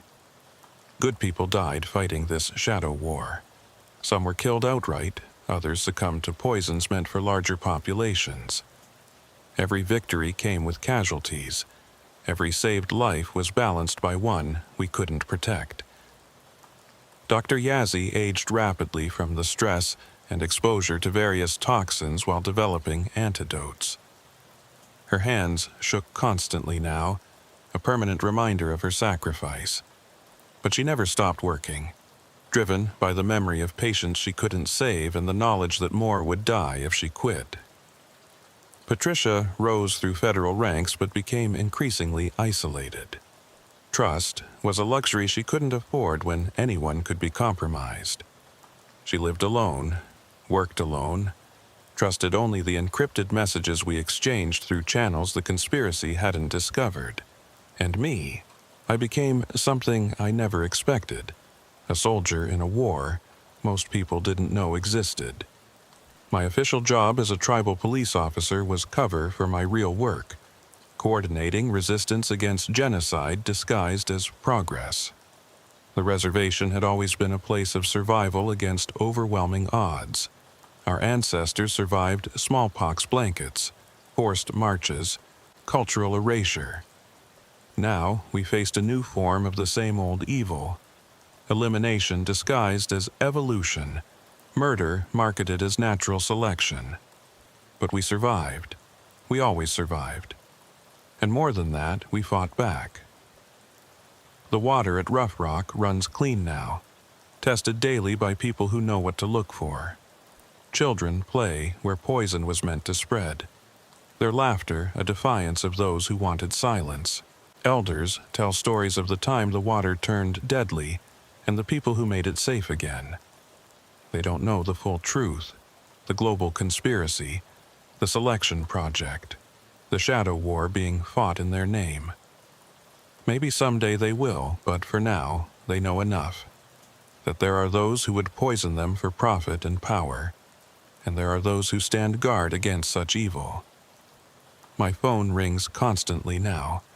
Reports of new threats, updates from the network, warnings from anonymous sources. Each call could be the one that reveals Phase 5, the final attempt at controlled extinction. But each call is also proof that we're still fighting, still watching, still protecting. The conspiracy hasn't given up. Bishop's death was a setback, not a defeat. Morrison's betrayal exposed one mole, but there are others. The poisoning at Rough Rock was stopped, but similar attacks continue worldwide. The war isn't over, but neither are we. Last week, a young woman approached me at the Rough Rock Monument. She was a graduate student, researching the poisonings for her dissertation. She'd uncovered patterns everyone else had missed, connections that even our investigation hadn't found. "Officer Begay," she said, "I think I can help. My grandmother was Theophila Tsosi. She kept journals, documented things she noticed but never reported. Strange visitors, unusual illnesses, patterns going back decades. I think this conspiracy is older than you know." I looked at her. Theophila's granddaughter, carrying on the fight in her own way. The next generation, armed with education and determination, ready to continue what we'd started. "Show me," I said. She spread out her research, maps, timelines, genetic studies, historical records. The conspiracy wasn't decades old. It was centuries old, evolving with technology but maintaining the same goal: controlled population reduction targeting those deemed undesirable by those in power. The reservation poisonings weren't a new evil. They were the latest chapter in a very old story. But so was our resistance.